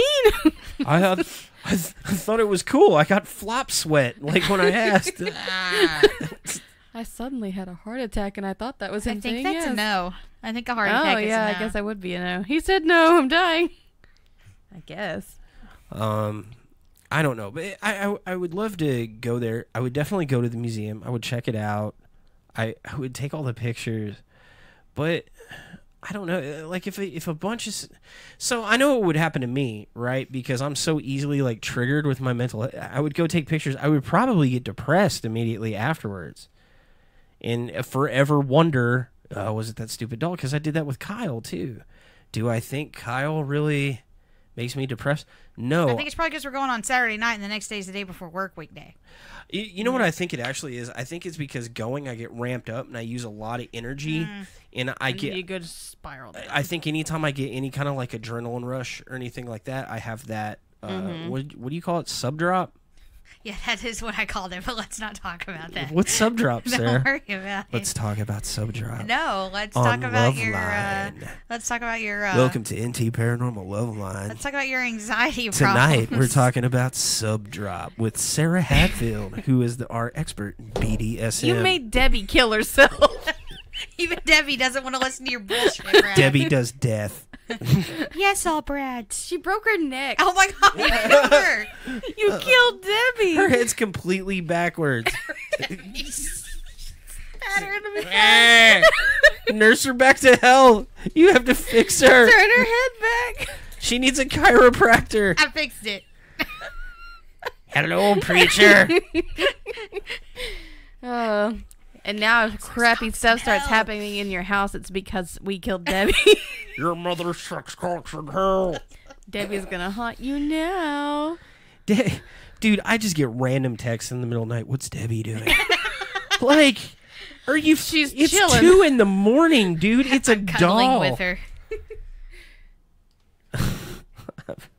I've slept with that she's doll. flirting. I've left that doll in the closet overnight with a camera on it.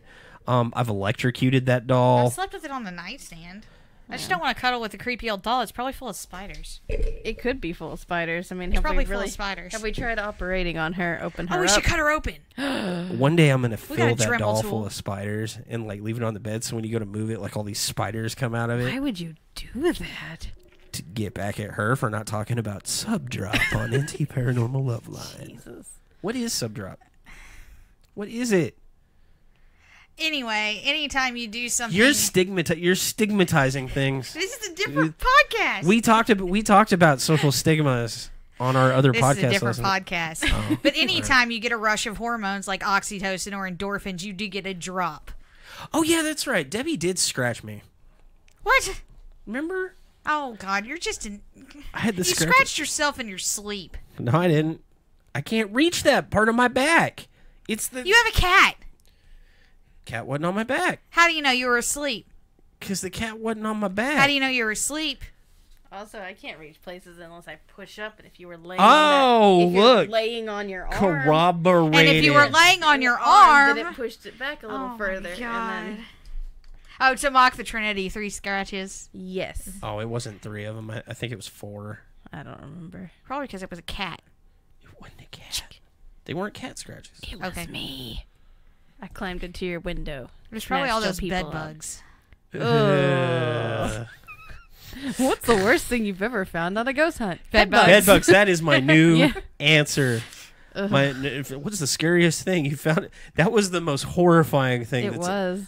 What's that? Is that a Because I tick? was- Because we were all okay when we thought it was a tick. I know. I was flopped off on that couch, just like, yeah, it's fine. It's a tick. And then we got up close with a flashlight. I'm like, that's a bed bug. That's a bed bug.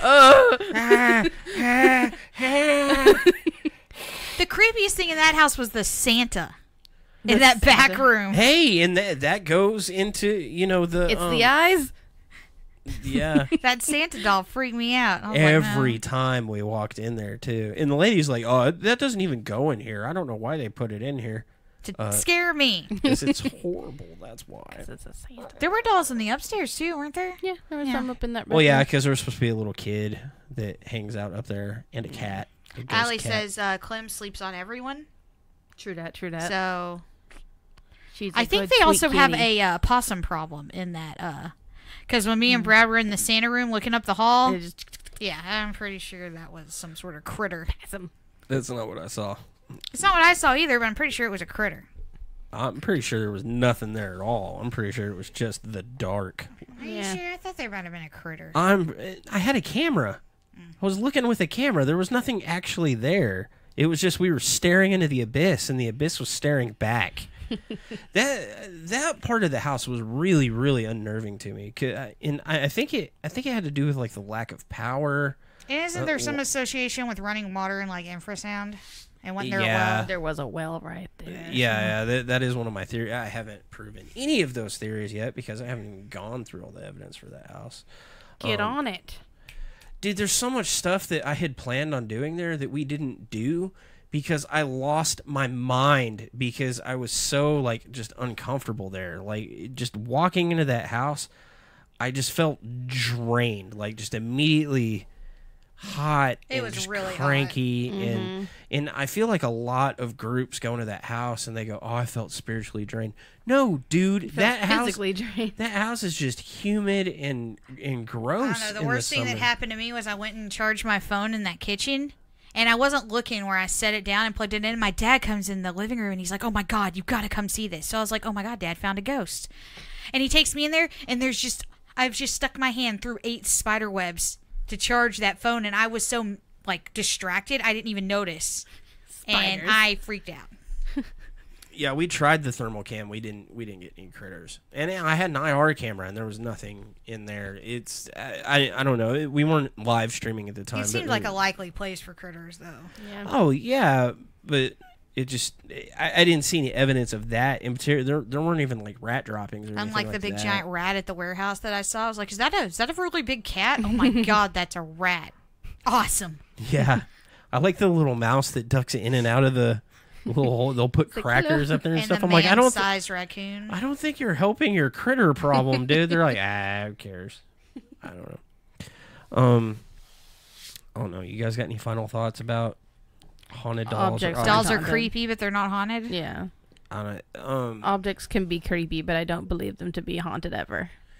I feel like there's like this psychological need that an object needs to be, you have to tie like some kind of significance to an object to kind of like justify having it or justify being so attached to it or whatever. And I think that's something that we kind of mentally put in place, like, oh, this was grandma's doll or whatever, but she has something to do with it. And as humans, we tend to anthropomorphize everything. Yeah. Well, I think that's how we connect to the world around us. Is people This Roomba has feelings. Well, That's why we hug trees. well, I mean, think like dogs, where people that are cat people or dog people or whatever. They I talk treat them about like my babies. Yeah. They're my the babies. different personalities or whatever. But Yeah. I think a lot of that has to do with like kind of some parental instinct that's maybe like encoded in our genetics or whatever. I just like friends, so I'm like, they are my furry friends. But and so I get the ones where it's like the nice stories where it's like, I think my Meemaw is attached to this, so I get those because that's like a way of Comfort. a comfort thing. But I'm always interested by the ones that turn dark, where like bad things happen. Like, what is going on in their situation that they believe that's happening. and we're talking the aspect assuming that nothing is ever haunted, right? It's always the person or something. I mean, if we ever ran across a doll or whatever and it turned out it did things, or That'd be interesting. there was some Yeah, kind if of doll evidence. starts freaking moving on its own without any batteries, and I will change my opinion real fast. Yeah. Then I'm not wondering like, why do people think this thing? Because that fucking thing's haunted. That's why. But in a world where I've looked at a lot of haunted objects and not seen any evidence that any of them are haunted, I kind of start looking at the person, and I'm wondering where does that darkness kind of come from, like out of nowhere? Because I understand the other side of it, like you need comfort. I don't think it ever comes out of nowhere. I think probably something's been going on for them for a while, and they hit some sort of wall. Or they're thinking all these dark thoughts, and then they're trying to assign blame Or put it onto something else. Yeah, it's not my fault that I'm thinking about murdering my family. That's a good call. I didn't think about that. You're They're projecting. You're trying to see your own darkness, but you're trying not to make it like your own. Like something keeps telling me to murder my family. It's this is fault. It's fault. definitely not because my families are a bunch of assholes or I'm a sociopath. Yeah, it's the doll. It's the doll. It's its fault. I wonder what the case study would be like if we looked at assuming we got all those cases right, the cases where people have negatively affected objects or dolls or things like that, but then we also look at the events going on in their lives aside, or like, did they have trauma as a kid, things like that, like what I mean I know what my guess is. My guess would be that there's things that were already going on, like something happened early on, or they're going through something that's kind of causing a sort of negative thing, and then this object is convenient.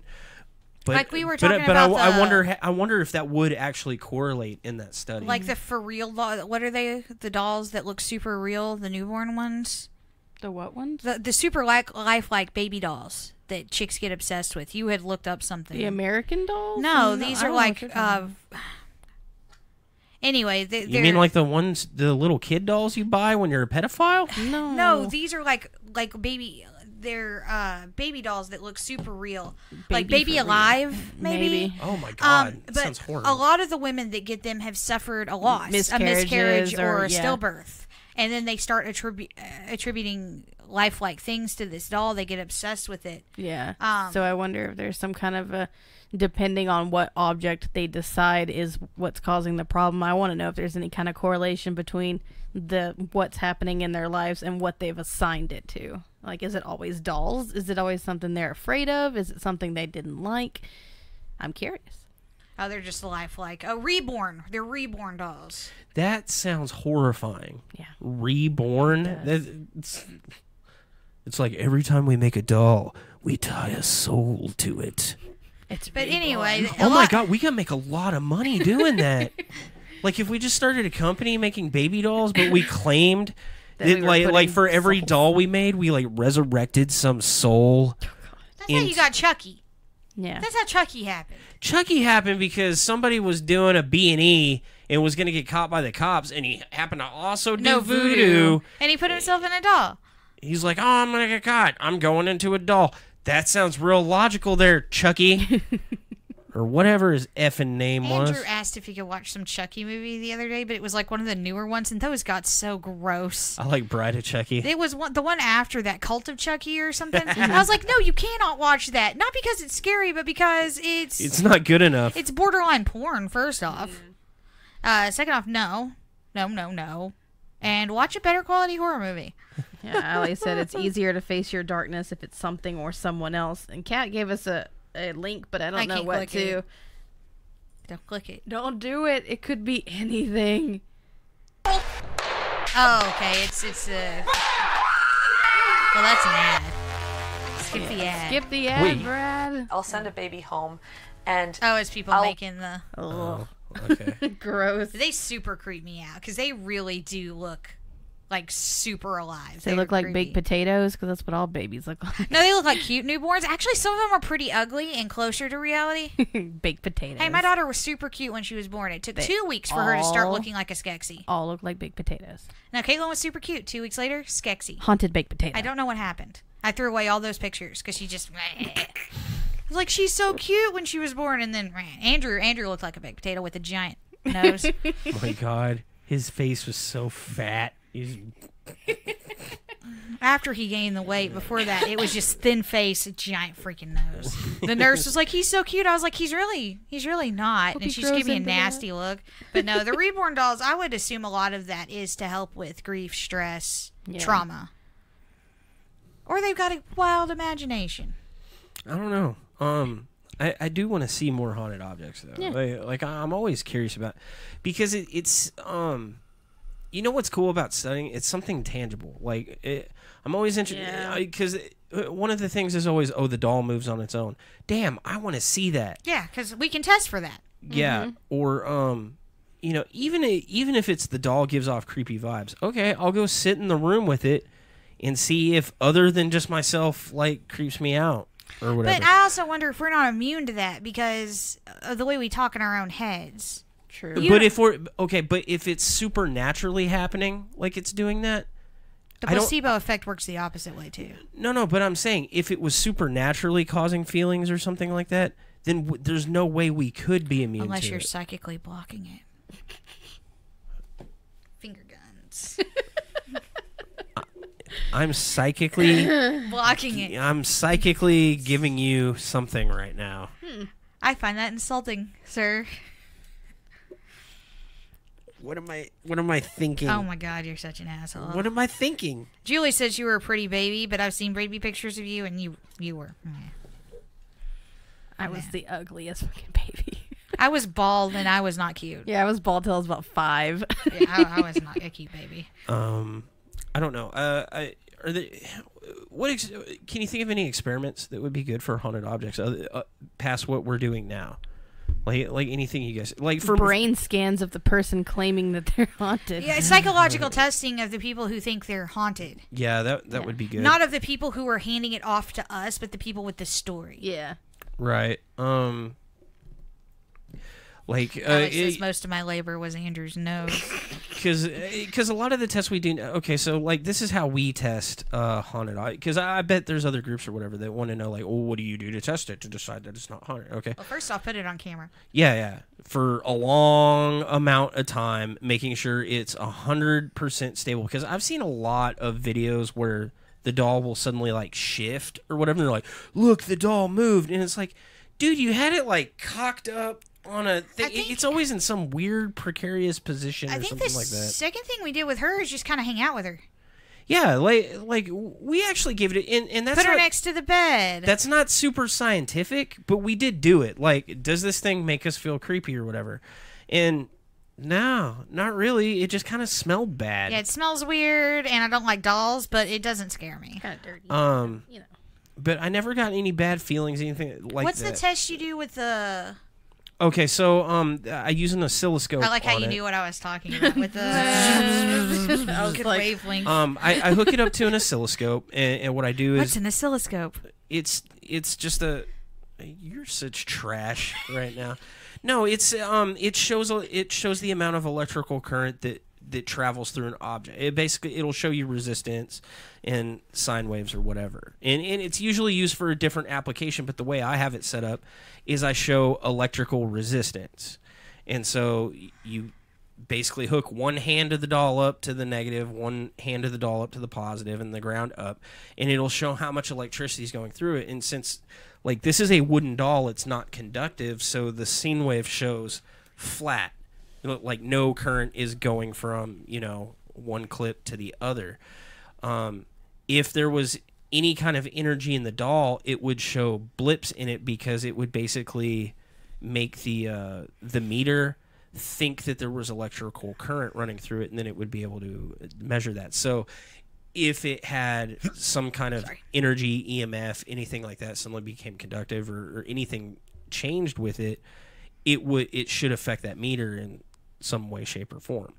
So that's not really testing whether or not it's haunted. It's testing whether or not the doll produces any kind of its own energy or can pass energy somehow when it shouldn't be able to. Well, I mean, like that gate at Antioch that gives off its own freaking EMF field because it's copper. Is it right? Copper? Mm-hmm. Yeah, that would kind of show like a little bit of a wave to it because it would be somewhat conductive. So that's one thing we do with it. We set an EMF detector by it at all three axes with no other electronic stuff around, and just we bring her on a lot of haunts with us and EVPs. Just let it sit there. We'll set a recorder, put her in an isolated room where there's no human contamination. Because what's good about the haunted object is it's something that you can view remotely. Mm-hmm. Like, because you can set up a camera in the corner of the room. But doesn't the very act of viewing it change the... No, because we're not testing it at the quantum level, Sarah. Picking on you. This isn't quantum paranormal Isn't everything really? True. It's I don't know. Everything. We're about to go on another quantum leap. Dr. Samuel Beckett steps into the quantum leap accelerator. No, I'm just talking about the different things we do. We'll hook a live mic up to it. We'll put it on a live camera. We tried that with it. We put it on the live stream, and what we did is we let people talk to the doll. Yeah. So the way I set that up is I had the live stream camera pointed at it, and then I had another tablet in there so Debbie could see. You assuming the doll can read? Mm-hmm. Look, we got to try something, okay? People think they can get a feeling off of it from watching it on the live stream because they're so super psychic that why can't they communicate with it? You're right. We set Debbie up with her own Facebook account so she could text. Nothing happened. She was really bored. I let my 13-year-old play with it. Yeah, we let a child. A lot of people are mad about that, by the way. Apparently, we do irresponsible things with your children. You know what? They're my children. I can do irresponsible things with them if I want to. You know what? They're vaccinated, so I'm super responsible. I'm just saying, they were messed up before we exposed them to demons. This is all due to my parenting. I'm not making it any worse at this point. It's because my kids have been watching this forever, and I think it's actually made them more... what's the word I'm looking for? Grounded? Analytical. And stuff, because they used to think my house was all sorts of haunted. Yeah. Hey, Andrew spends a lot of time up in the room now. Now that we got it clean, he'll just sit up there and play video games. And what I do every time Caitlin comes out with a new It's Haunted story, I say, do a ghost hunt. And she does, and she finds nothing, and she's like, okay, no ghosts. Yeah. It's not like I'm running them into buildings with giant holes in the floor and being like, don't look down while you're walking. Breathe just in this look black straight mold, at the wall. kiddo. No, nobody. That's the thing. Nobody's like, oh, it's really irresponsible to take them into rundown buildings and stuff. They're afraid ghosts are... They're aware that I don't believe in ghosts, right? They think it's spiritually irresponsible. That's what they're mad about. You're damning their soul. They wouldn't care if we just left them out in the woods to die. Oh my God, people are so stupid. They're worried that you're getting demons attached to your children. They already had Maybe demons that's what's wrong, inside though. of them. I don't know, but every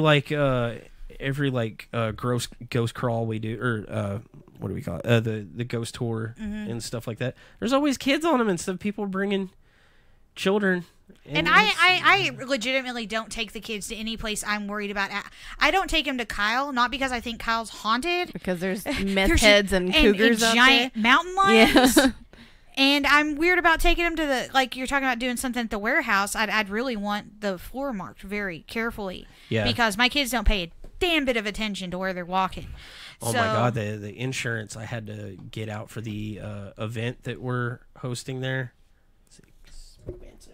I'm not remotely scared of ghosts getting attached to my kids because let's say that does happen.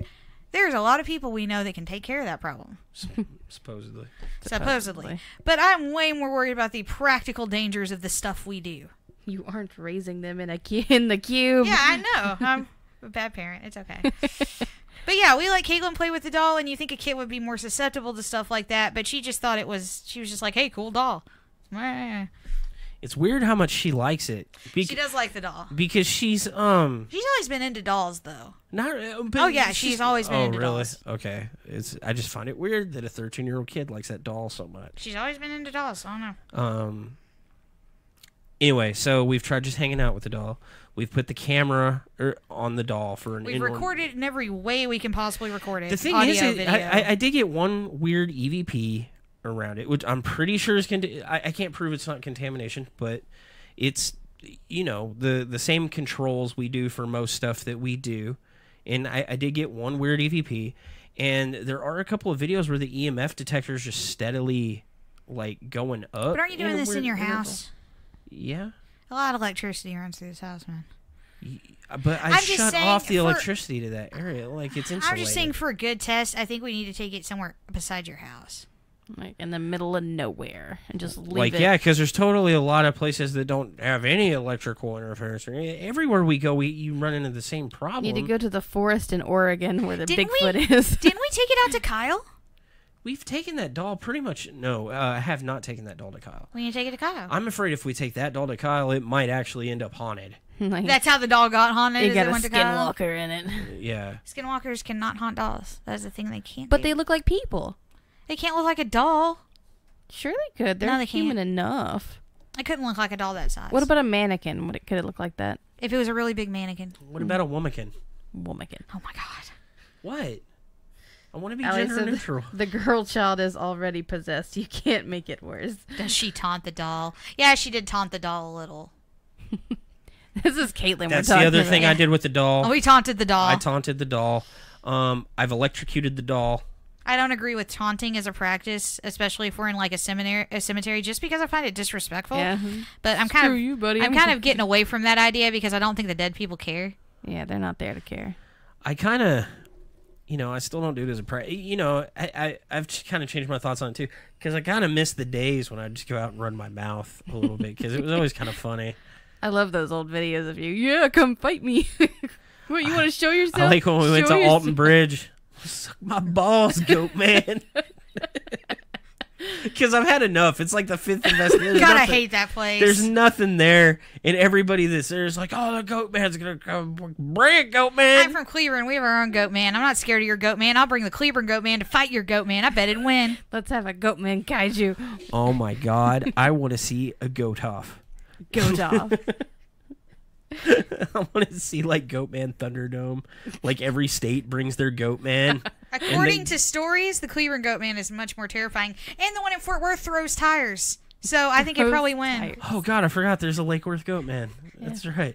So there's three Goatmen in the area in North Texas alone, and get them together. They all just vie for dominance. And they're all three different types of Goatman. One's a satire. One's a Native American. Or not satire. One's a satyr. Satire. I think it is. It is a satire. You were right. One's a satyr, one's a satire, and one's a Bigfoot.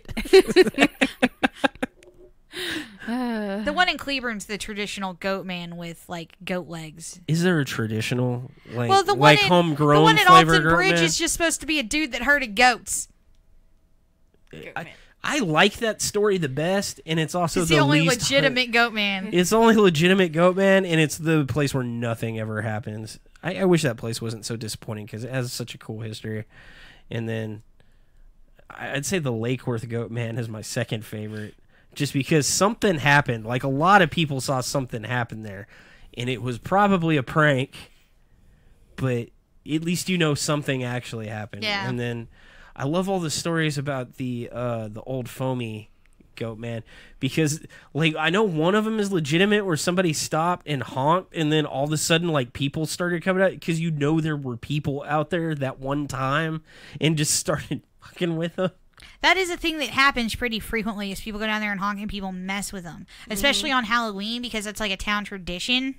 Yeah. But I have found some pretty gnarly dead animals out there, so Gross. But that's because people get the idea in their head that Satanist stuff happens out there, so then they go out there and do Satanist stuff. Yeah. And then they start their own stories. Yeah. Oh man, there's like a big controversy with there's some hullabaloo going on right now with Ghost Adventures because one of their more, I guess this season or whatever, one of their more recent cases or whatever, they were blaming there is a coven of witches like in the town or whatever. And they were blaming all the hauntings and stuff on the stuff that they were doing. But what if they're good witches? I don't think. I mean, that's what I'm getting at. Is like it doesn't. They were just like, yeah, all occult practices, blah blah blah. So they hurt the poor witch's feelings, is what you're saying. They probably got them chased out of town. Probably. Everyone's gonna start blaming them. And there were a lot of people pissed about it or whatever. Cleveland Goatman will win by sheer force of will and meth. Meth. Yeah, he's my dealer. Now I feel bad because that is what happens, especially if they're in the South. They're like, oh no, witches, we should probably tie them up behind cars and drive down the highway. Yeah. Okay, it's weird that people still have like those kind of, like we're watching Kid Omits and there's the witch in their army or whatever, but people still have that like kind of connotation to it. It's like, geez, dude, like I know witches. All it is they're, setting penis candles on fire and throwing sage around. And digging in cemeteries for grave dirt. And going to vampire balls and stuff. I like how we're all just talking about this this one person we know. It's a witch, but it's they're harmless. And if they did decide to harm you, you wouldn't know it was them. Dun dun. I wonder if Elena could make that thing haunted. Make it haunted? Yeah. Like, go grab a spirit and just put it in there? Try it. We should harness a spirit. Let's go spirit roping. I think that's our next experiment. I think we should do that. Spirit wrangling. I'll call her up after this. I'll be like, hey, I've got this doll that's supposed to be haunted, but it's really disappointing. Can you ramp this up a notch? I really need some demonic activity. Okay, but when your cabinets start opening on their own, no one's going to save you. It's fine. I'll just hold you down and make you look in the doorway. Sleep paralysis. Hold on. All right. So, I don't know. Can y'all think of any other tests that really you could run on an object to see activity, anything like that? I mean, we're looking for EMF. We listen for if it makes noises. We watch it with the camera to see if it moves on its own. We abuse the doll. We try to be nice to the doll. We try to see if the doll gives us any kind of feelings. I think we should clean her up and like fix her and everything, make her all nice and clean and groomed, and then just see if she if it makes her happy. Yeah, see if she appreciates it. If you guys out there have experiments we should run with the doll, other than we can't set it on fire because that's like the final experiment. There's nothing to be done after that. And according to supernatural rules, that would get rid of the spirit. So we don't want to do that. Yeah, but what and a lot of people are like, no, that doll's haunted. You're just not doing the right things for it. Well, then what's the right thing? Yeah, I want to know what the right thing is so I can test it and then prove you wrong, because dolls can't be haunted. Hashtag not all brads. But this one for sure. Okay. Well, I can't think of anything else to say about Robert the doll, or I don't know. If you're interested in Robert the doll, definitely check out that episode of Lore on Amazon Prime. It's also a podcast, just by the way. Oh yeah, it is really good. Like I highly recommend that one. I like the way they do it. I mean, there could be some like weird misinformation in there, but I haven't caught it yet. But the presentation for it's really good. And I did like the Robert the Doll episode. But dig into the kind of the story of it. It's really just kind of interesting the way it all kind of like came about, and like because it's one of those that happened over a really long period of time, and multiple people had contact with this doll rather than just like one person said this thing this one time. Like a lot of people said this thing this one time, and while it's easy to kind of concoct something like that, I always find it interesting because why would a bunch of people like kind of perpetuate a story that way? Like, what would be the motive behind it? I don't know. Besides mass hysteria. Yeah.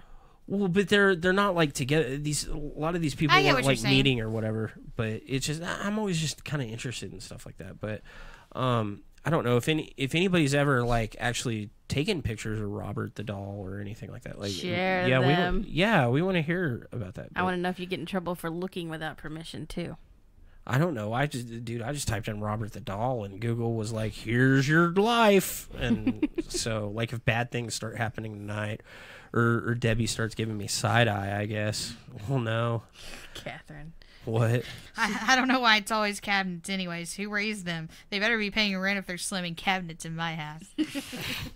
Especially you, because you hate when the cabinets are open. Yeah. So it would just be a doll that comes in and opens all your cabinets and just leaves them. Oh, it would drive me crazy. I don't know. I figure if this doll was haunted, it would have like attacked my cats by now. It would have done something by now. Oh, that's the other experiment I do with every haunted object. Animals. I bring it around. To be more I bring it around my cats. Like, what was that comic we were watching the other day? Is like when you got to go to the bathroom at night and you want to. Oh yeah, you carry your cat with you. Carry the cat in front of you. Which is a thing I've done when I'm on a horror movie rampage. I'm like, Mars, you're going with me to the bathroom. Sorry. Like that's one of the reasons I don't get creeped out at night is because I have animals, and I don't know. In the back of my head, somewhere even as illogical it is, like it's ingrained that animals sense evil. So well, in Anubis barks at leaves, so I'm pretty sure if it was an actual evil thing, he'd murder it in the face. Well, they are more. Do I think they see ghosts? No, but they are more sensitive to sound. But I've said that if they have senses that see and hear things that we can't see or hear, if there is something like that, they would be more likely to sense it. Yeah, and they react to. Maybe it's a false alarm or whatever, but it just I don't know. It comforts me like when the cat's just like whatever. But you freak out when they stare at the ceiling. Yeah. Like, what are you looking at, Quincy? But then like every now and then like I'll be laying there and I get like the exploding head syndrome thing. I'm like, oh, I heard something, and I look up and I go to check to see if the cat heard it, and she's staring into the other room like, I'm not getting out of bed. Fuck it.